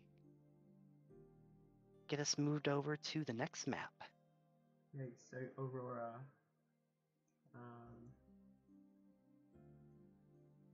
seeing this has this idea for a masterful prank, and gets it's like a random piece of parchment and writes on it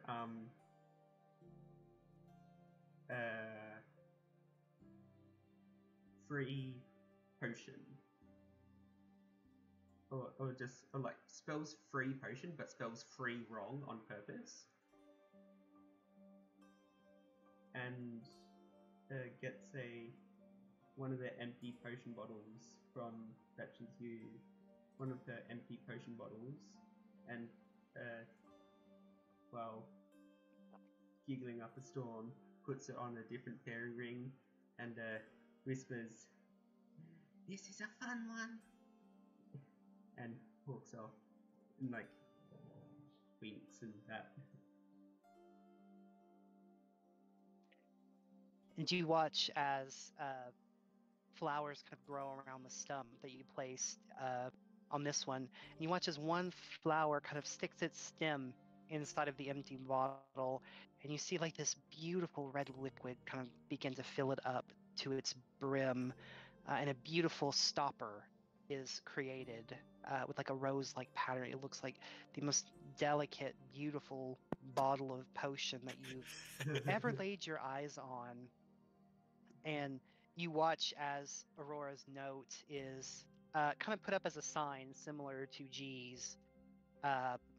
Just this beautiful, eloquent framing of flowers and roses, and a sickeningly sweet scent kind of surrounds this ring.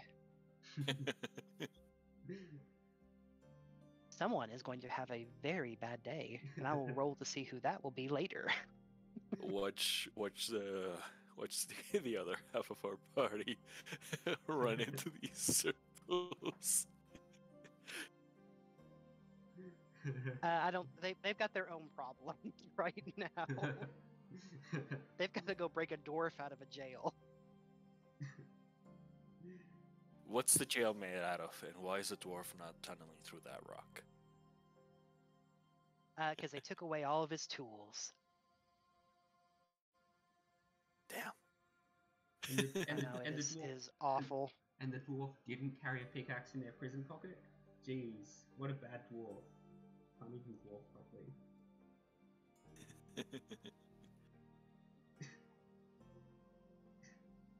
Sorry, that was a All bit right, far. All right. You travel for the. You have completed that encounter that you rolled for, and I'm gonna go ahead and move y'all over to the next map. Elizabeth guides you the rest of the way, and you arrive at the location that she had mentioned was a connecting point between where this tree was and where Scabatha's old workshop was. She believes that it is a tree that would allow one to transport via trees, and I will mark it right here.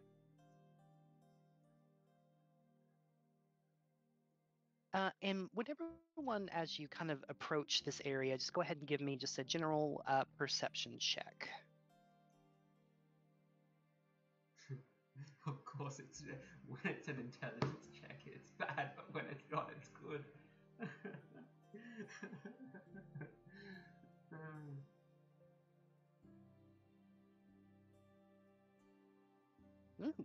Some good checks all around. G, actually, all of you will notice this. G, you'll get a little bit more.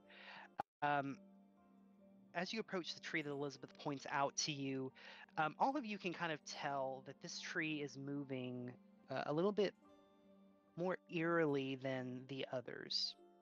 Whereas the other trees in this area, only their leaves are blowing kind of in rhythm to the wind.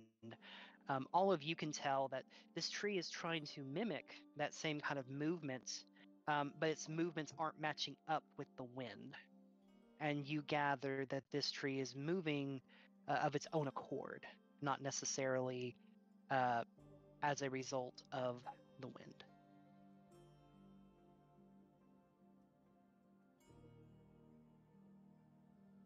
And G, you, with your natural 20, you definitely can see from your position, there's a little notch on this tree.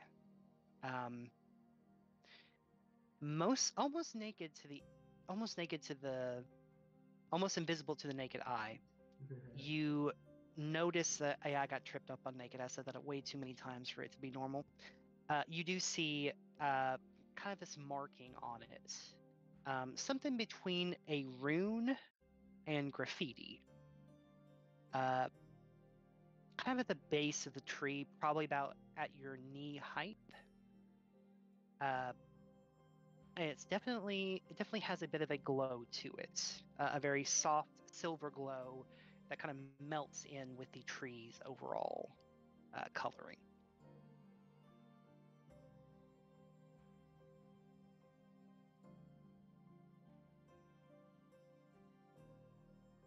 Elizabeth, is this a marking you use?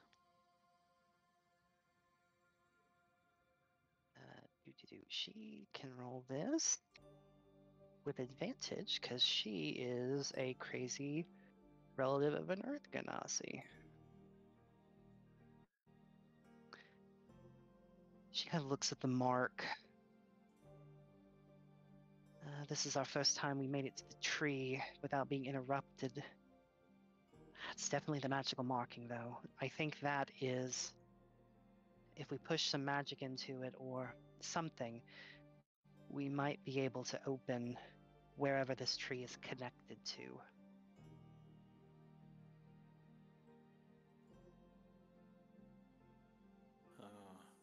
Or some magic or something. What have you used before?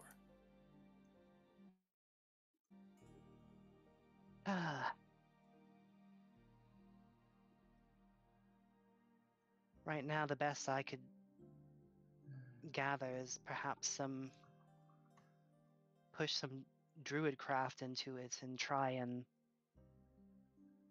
The tree almost looks dead. Perhaps if we try to push some life into it, it might be able to activate. But as you step up to the tree, Cliff,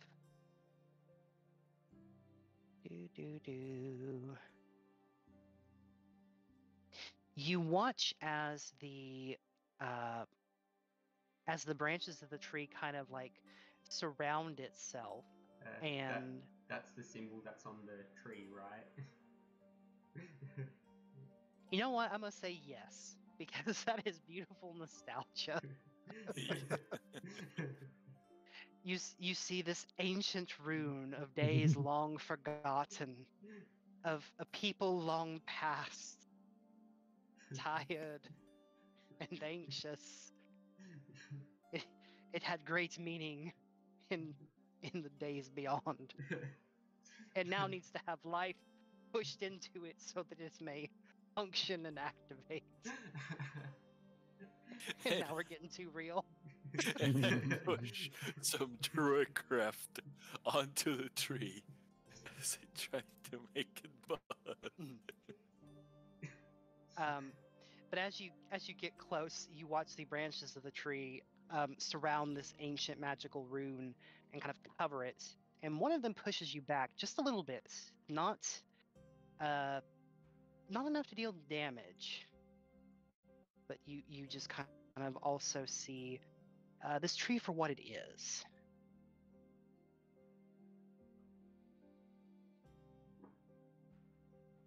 And you watch as some of its branches like creak open, creating a mouth-like appearance, and you all hear this creature slowly speaking. Be gone. Be gone from this place.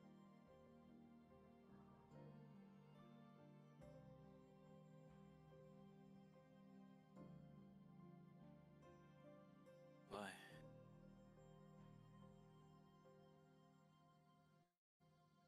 Why should he? There are so many lost souls that need my protection. Both here and where I connect to. Lost spirits that need to rest. And should you open the path, you will only open the wounds.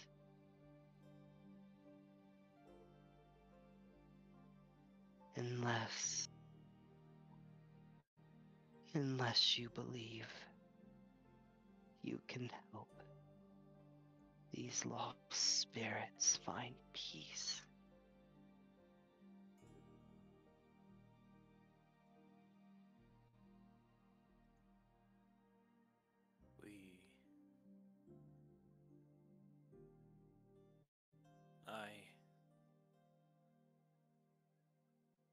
Not sure how much I can do, but I think it's important for those who have pending business to be able to clear them and move on. We're here to help. Here to help this domain. here to help any souls, alive or not, who need it. Fight the fights for those who can't fight them.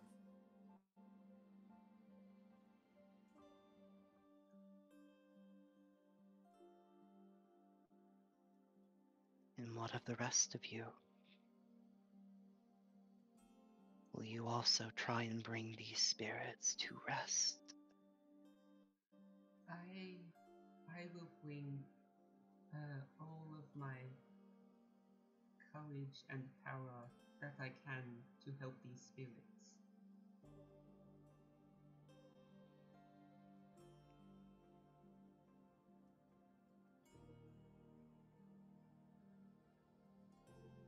What happened to them?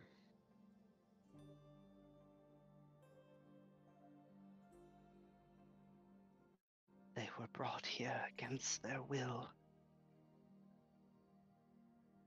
They were some of the first that were imprisoned in that horrible workshop. They lost the most valuable thing to them. Their youth. Their childhood. And their rage, their hurt, their yearning to return to their homes has left them angry. They don't understand what they did wrong. They don't understand why they were punished. They don't understand why they couldn't see their parents again. And I do what I can to comfort them. But it is not enough.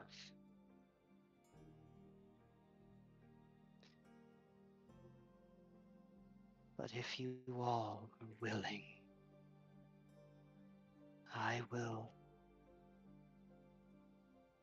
let their rage free and see if you can give them their rest. And if you do, I shall grant you entry.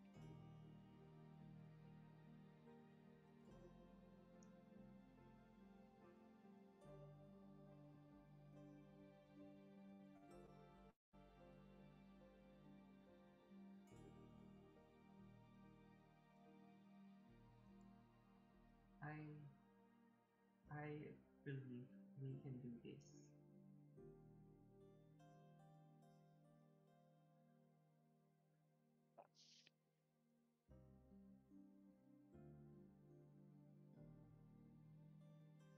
All right.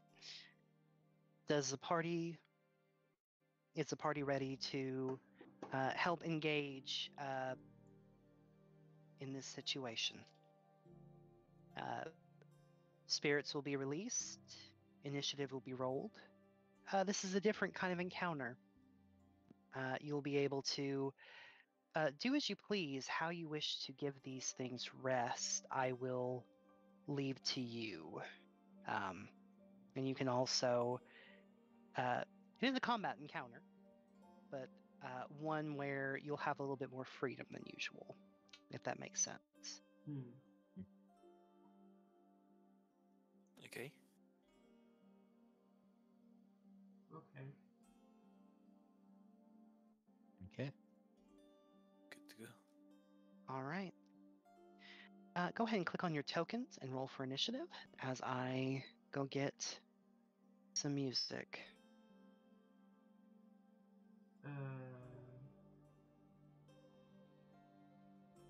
Would I be able to ritual cast a spell? Well, before it starts? I would say yes, because you'd basically let the tree know whenever you are ready. Yeah. So I will ritual cast Augury. And I will ask,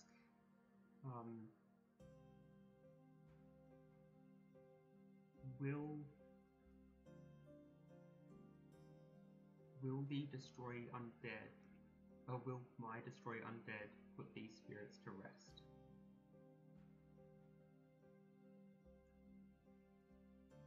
Or turn undead, destroy undead.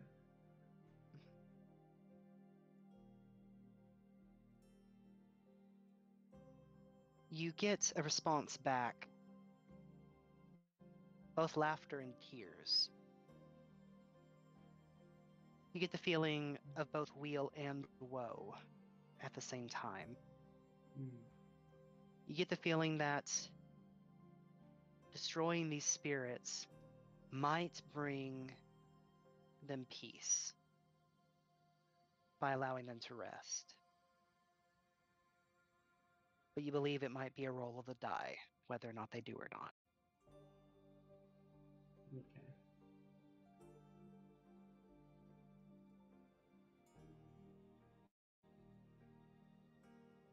Okay. And let me go to get to Bardify. Yeah. So basically, mechanics-wise, you can use Destroy Undead, or you can try and reduce these creatures to 0 hit points. Whether or not that brings them rest is a saving throw for them. Cool. And Initiative.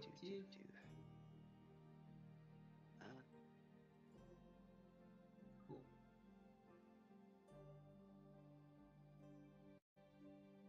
Yeah, we'll go with this one.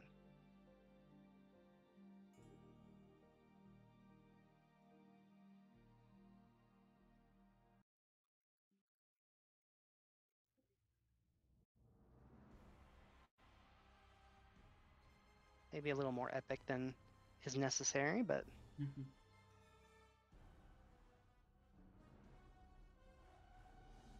you watch as the tree unfurls its branches once more, and these motes of light immediately appear. Most of you would recognize these as will-o-wisps, but they seem to be empowered in some way.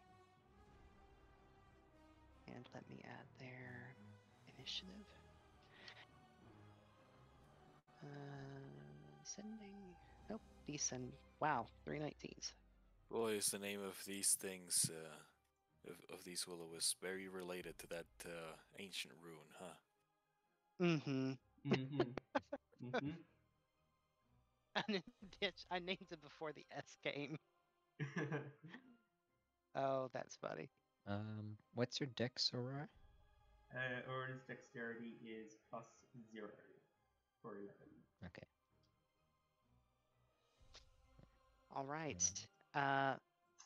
So G, you will be the first one in initiative, and you just kind of see these balls, these little motes of light appear, and all of them just seem to be screaming, just angry tantrums, and they're hard to make out. You would have to be very close to one to try and initiate it in a conversation.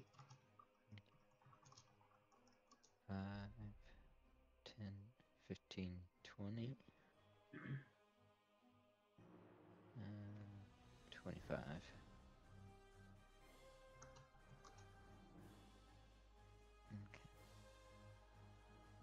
Okay. Now, approach the spirit. And pull out the hag's mirror and reflect it towards the child. All right. As you place the mirror before the child's, or this mote of light, you see visions flicker in the mirror, and also reflecting into this mote of light, you see this as these motes are amalgamations of the anger, the hatred, the everything that the children who were taken by the hags put into one solidified mass of spirits. And in this one, you see children are actually roll me a D1, 2, 3. Roll me a D5 to see which one you get here.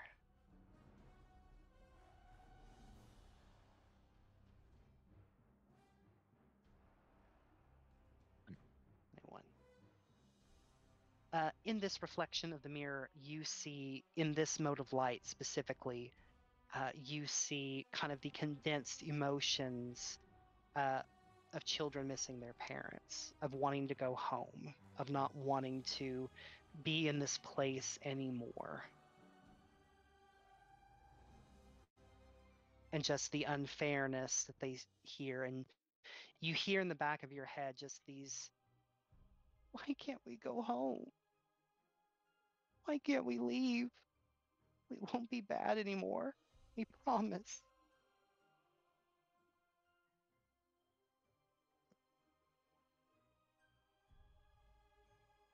And that is what the mirror reveals to you.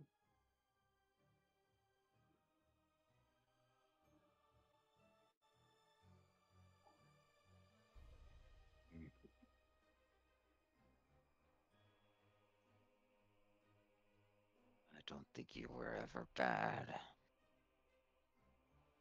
Tricked, yes. But never bad yourselves. And the one who tricked you, the one who stole you,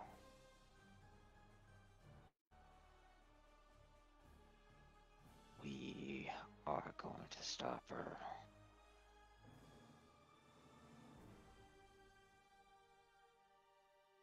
And release your chains from you, so you may return.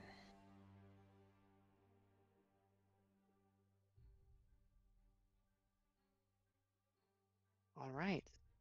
Go ahead and make me a persuasion check with an advantage.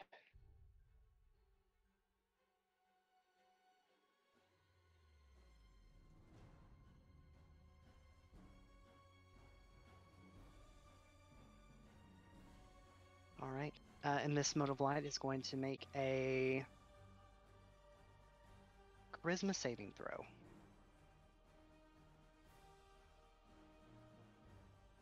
Oop, nope, that's hidden. Boop. It's not that. I always forget to uncheck that. Advantage, never whisper rolls, auto roll. Okay. The roll was a 14. It was hidden. You watch as this mote of light listens to you and hears your plea and your call, and it sees the sincerity in your voice. It feels a sense of safety from you.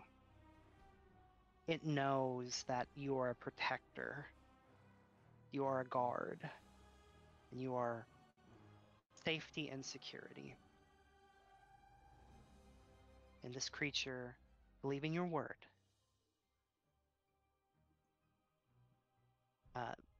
dissipates. And it seems to have found a way to soothe its angered emotions.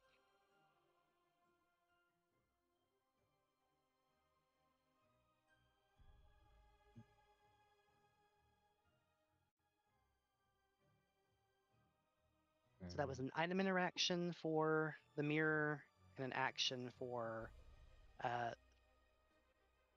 trying to rest the weary soul.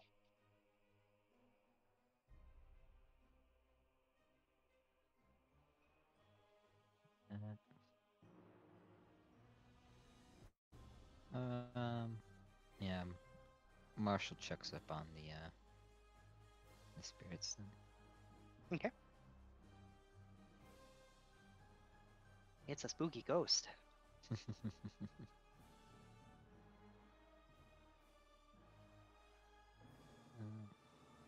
Yeah, finish up there for now. All right, Aurora, it is your turn. Okay, so Aurora is going to walk up to this lost child, kneel down and take out the mother's memento necklace that she has,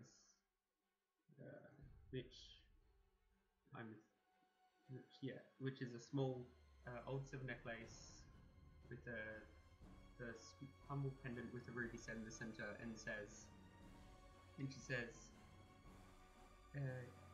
your parents would have been very proud of you. I'm going to show you them again.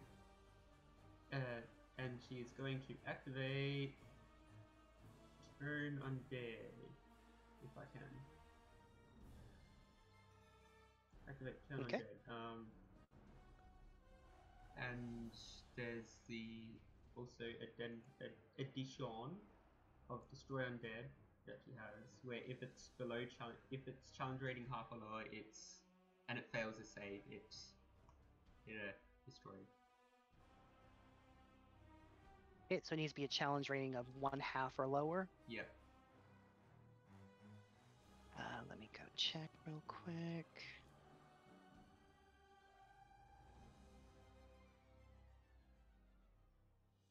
And This creature has a challenge rating of 2, so the Ooh. Destroy Undead will not take effect. Okay, gotcha. So instead, it is just Turn Undead, and this Turn Undead isn't to make them frightened of Aurora in particular. It's to have them.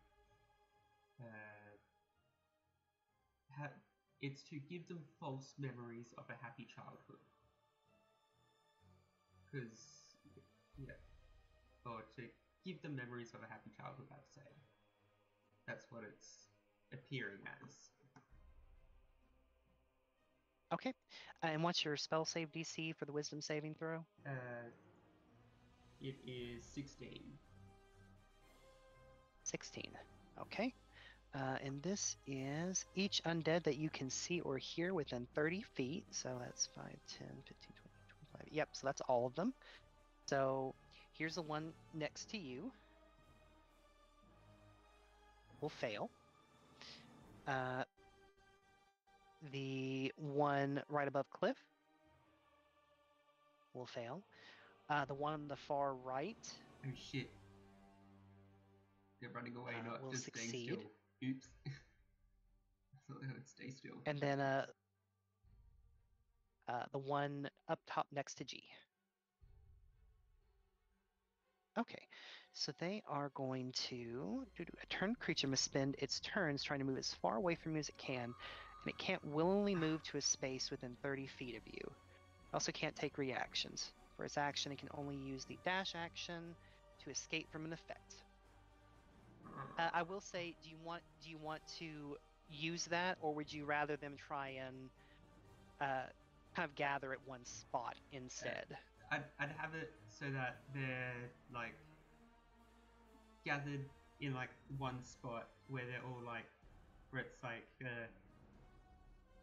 the emotion of that you get from a happy childhood memory is what's drawing them to them. It's not rather than because I thought it was like with the frightened condition where they just stay still. Never mind. Gotcha. Okay.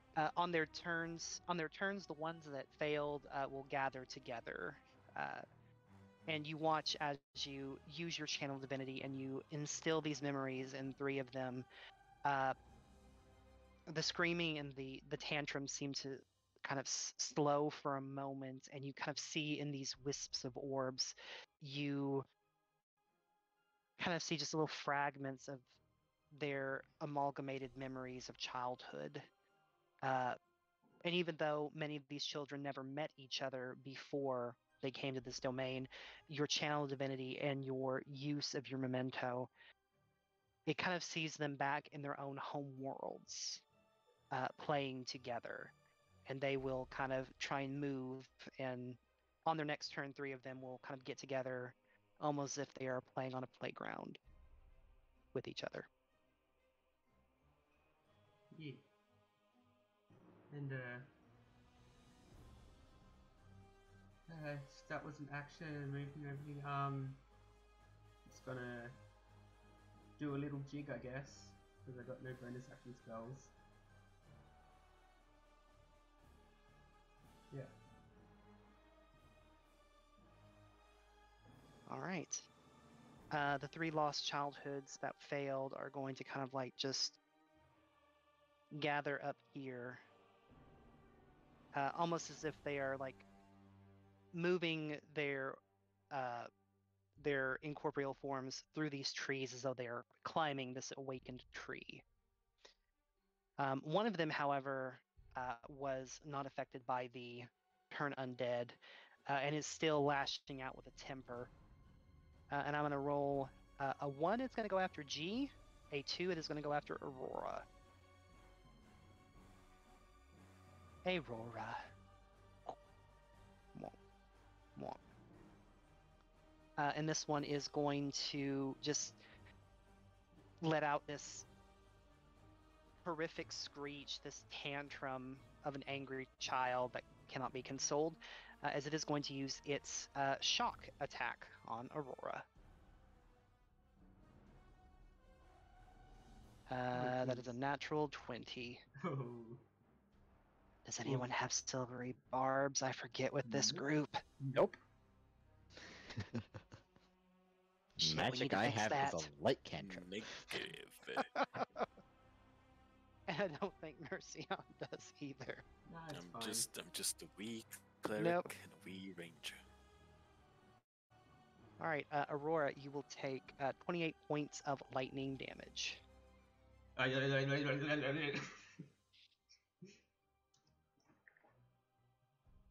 All right, Cliff, it is your turn.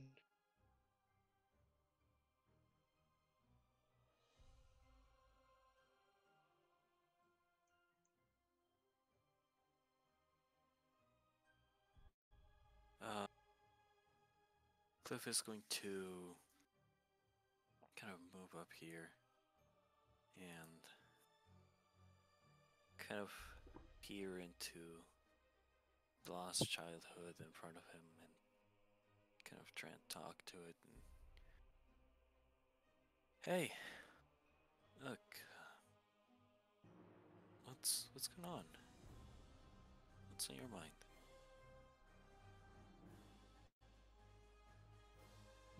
As they are still under the effects of Turn Undead, this one kind of stops for a moment while the other two are still playing through the branches of the tree. And this amalgamation of emotion kind of turns to you and lets out just a deep sigh, and many of them kind of speak all at once. Roll me a d4 to help me determine which feeling you get from them. 4. You kind of get this sense, these many memories flood into you, and the children all kind of react all at once. And I wonder if so-and-so will still remember me. And instead of the word so-and-so, you hear like hundreds of names all at once, and you are hit simultaneously with images of pets, of cats and dogs, of toys, of brothers and sisters, of people that are important to them, and just this fear and this struggle to just worry about if they'll still be there, if they ever get back, and if they'll even remember them. They'll remember you. They will. They'll remember your aura, your essence, your smell, your laughter. They'll still be there. They're waiting for you. We're gonna make sure that you get back to them. You can continue to keep playing. You can continue to hug them and pet them and just be able to spend the time that you need with them. The time that you deserve with them.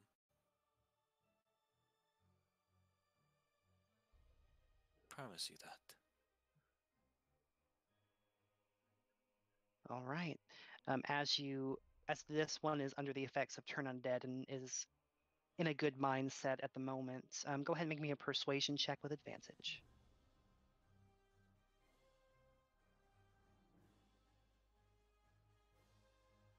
Okay.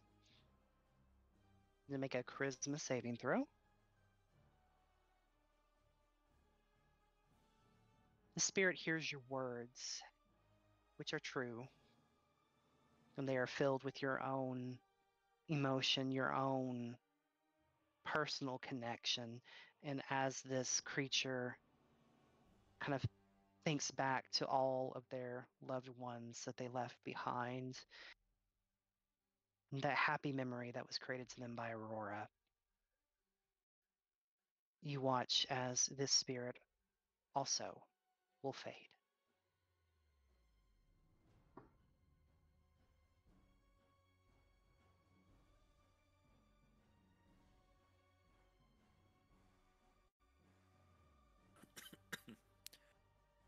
Is that can we just do one per round? Yeah, right. Yep, it takes an action to try and soothe them. Okay. And that's that's my thing.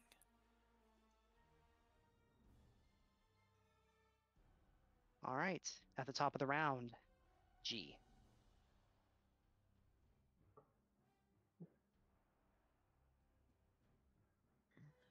Follow up after the one that left to cuddle up with the others. Approach this one.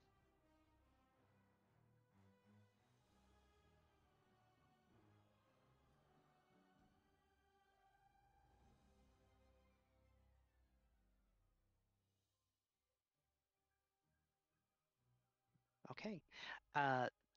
Do you try and use the mirror again, or just try and speak with it? Mm-hmm. Like the mirror helped me get an idea of which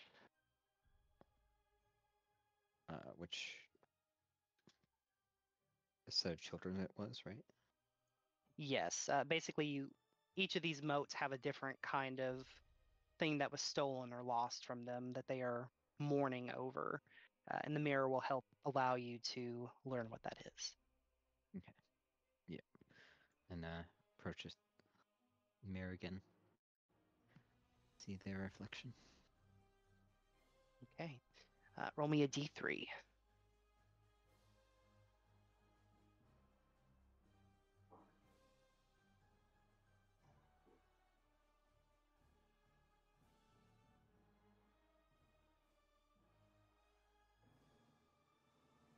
All right. As you pull the mirror up and see the reflection in this mode of light, you see and feel children, all of them uh, missing material comforts. You see them all missing being tucked in at night. You see them missing the warmth of a home cooked meal, just the comfort of their home, their longing to, not necessarily a selfishness of children, but children do enjoy having toys and comfort and security and safety and that sense of stability. And that is what you see this group yearning for the most.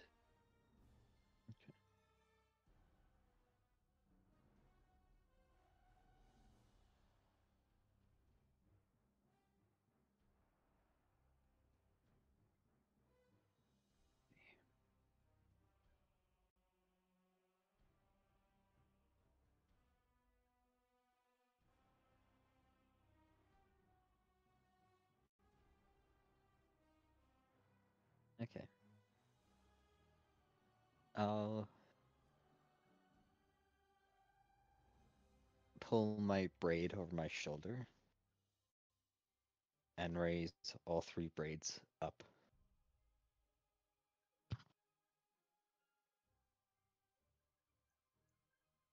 My sister and I braid each other's hair. We've done it our whole lives together. A very soothing interaction between us.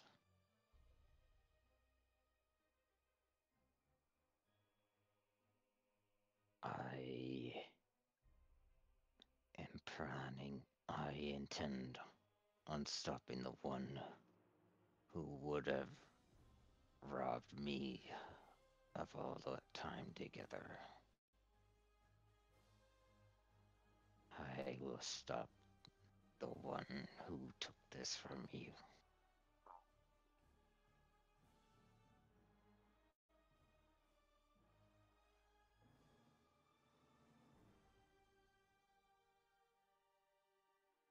All right. Go ahead and make a persuasion check with an advantage, as this one is also under the effects still of Aurora's Turn Undead.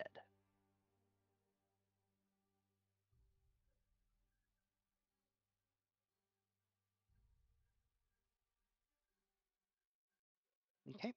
And a charisma saving throw against the 16. This spirit looks at your braids. It feels this connection between you and your sibling. It kind of sees that comfort between the two of you, and it feels your heart ring true about what you are attempting. And so too does this spirit dissipate.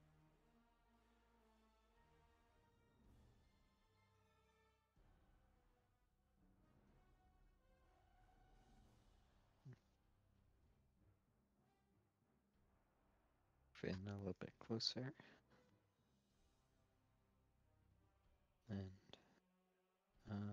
that's all for now. All right. Aurora, it is your turn.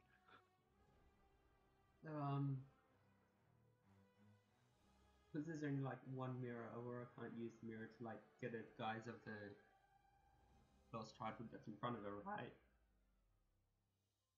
You can, instead of a martial check, you can do a insight check to try and gather what emotion is within the sphere.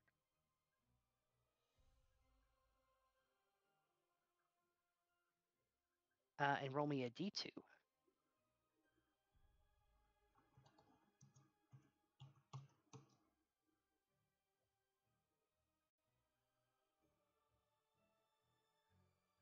This spirit, the angry one that is before you that shocked you, you can just see just an army of children in your mind. This group of spirits seems to be angry and yearning for their childhood companions, their friends that they went to school with, their desire to be on the playground or to be just near or around friends, not locked away in some godforsaken building. Hmm. You feel a sense and need of camaraderie.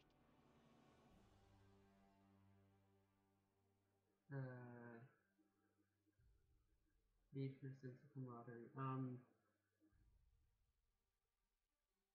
Aurora is going to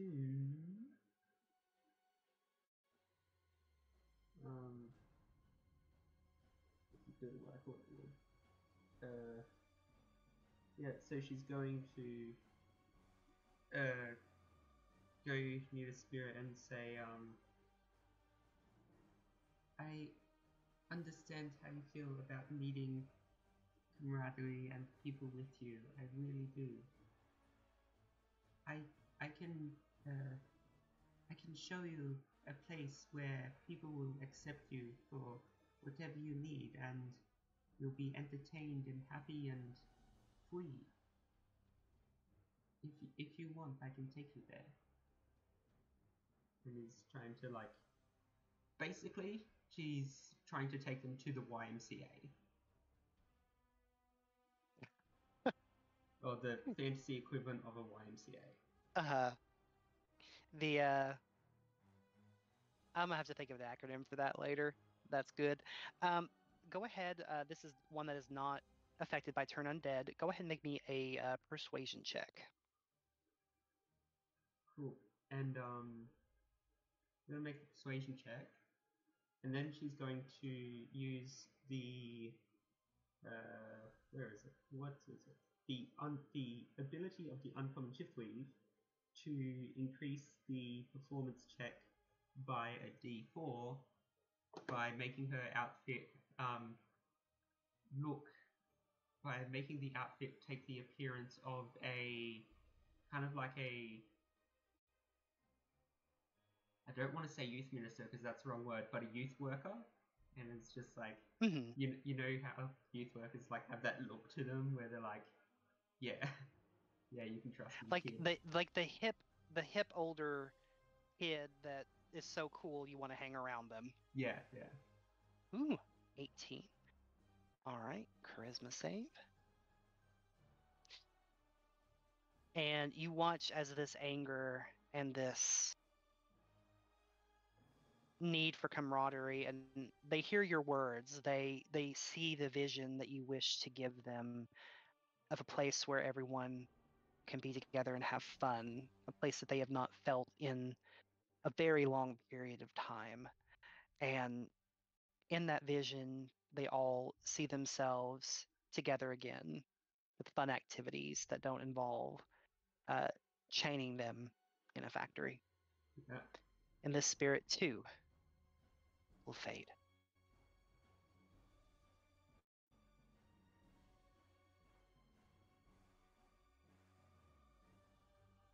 So that's two things we've made now in this session, both the Gibet YMCA and the League Mm-hmm. of Legends. Oh yeah, hold on, let me roll for this. Yep, Fantasy YMCA. Let me add that to the Google Doc.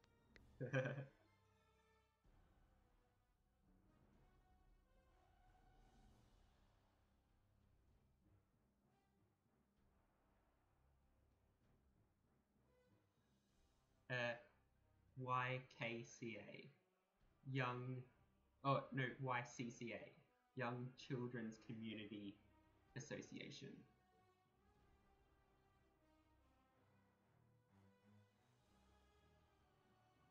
And so it shall be done.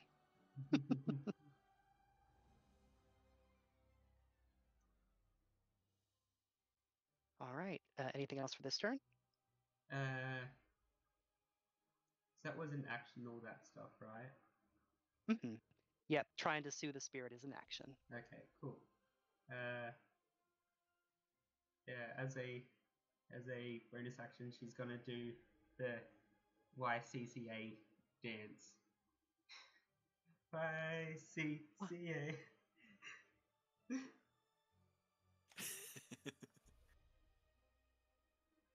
It's a Furbolg Run association.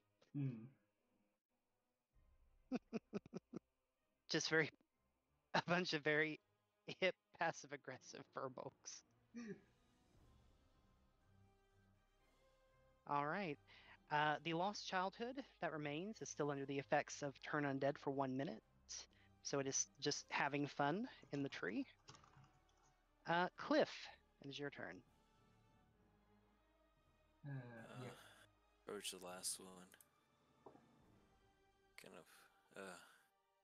Are they floating up higher, floating up lower, from us? They're about 5 feet off the ground at this point. So they're not that. Okay. Kind of gets close. What about you? Your spirit. How can we help you? And as this one is under the effects of turn undead, you're able to kind of see into this facsimile, and you're able to gather. We don't have to roll because that's the last one. You're able to gather that this mass of spirits is collectively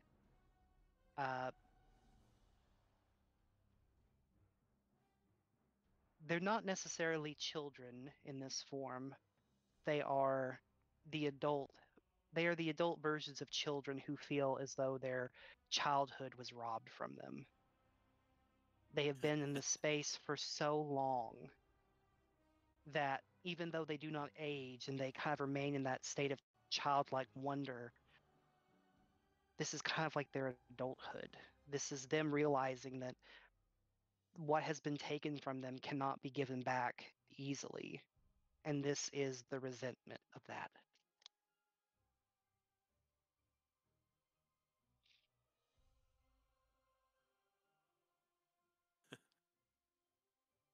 Boy, do I completely sympathize with you on that. I was kidnapped by the hags when I was a kid as well. I don't remember anything about my childhood. I also feel like it was robbed. But we're gonna get it back. Everything. Everything that those hags took. We'll make sure that they don't take it from anyone else. And we'll make sure that those kids who can still have their childhood will be able to enjoy it. I don't know if we'll ever be able to recover ours, but we can rest assured that we'll make sure that those kids who still can do. Right?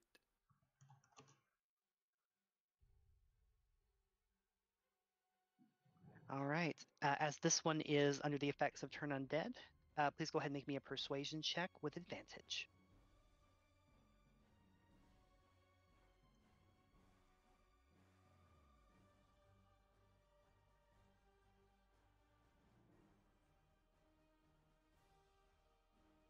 Ooh, very, very convincing. Your words coming straight from the heart and you connecting with this emotion so directly, and this form seeing someone like you taking steps to ensure that this doesn't happen again gives them the rest that they need.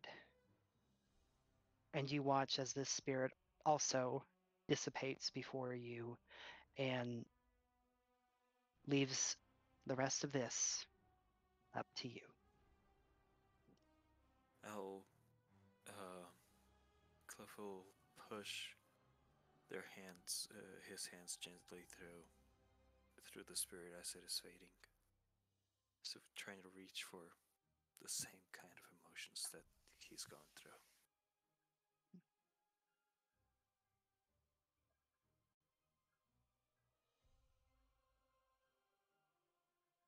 And as the last of the spirits fade, that will bring an end to this quote unquote combat. And the tree looks quite pleased with the outcome. And that will be where we will end tonight's session. Nice.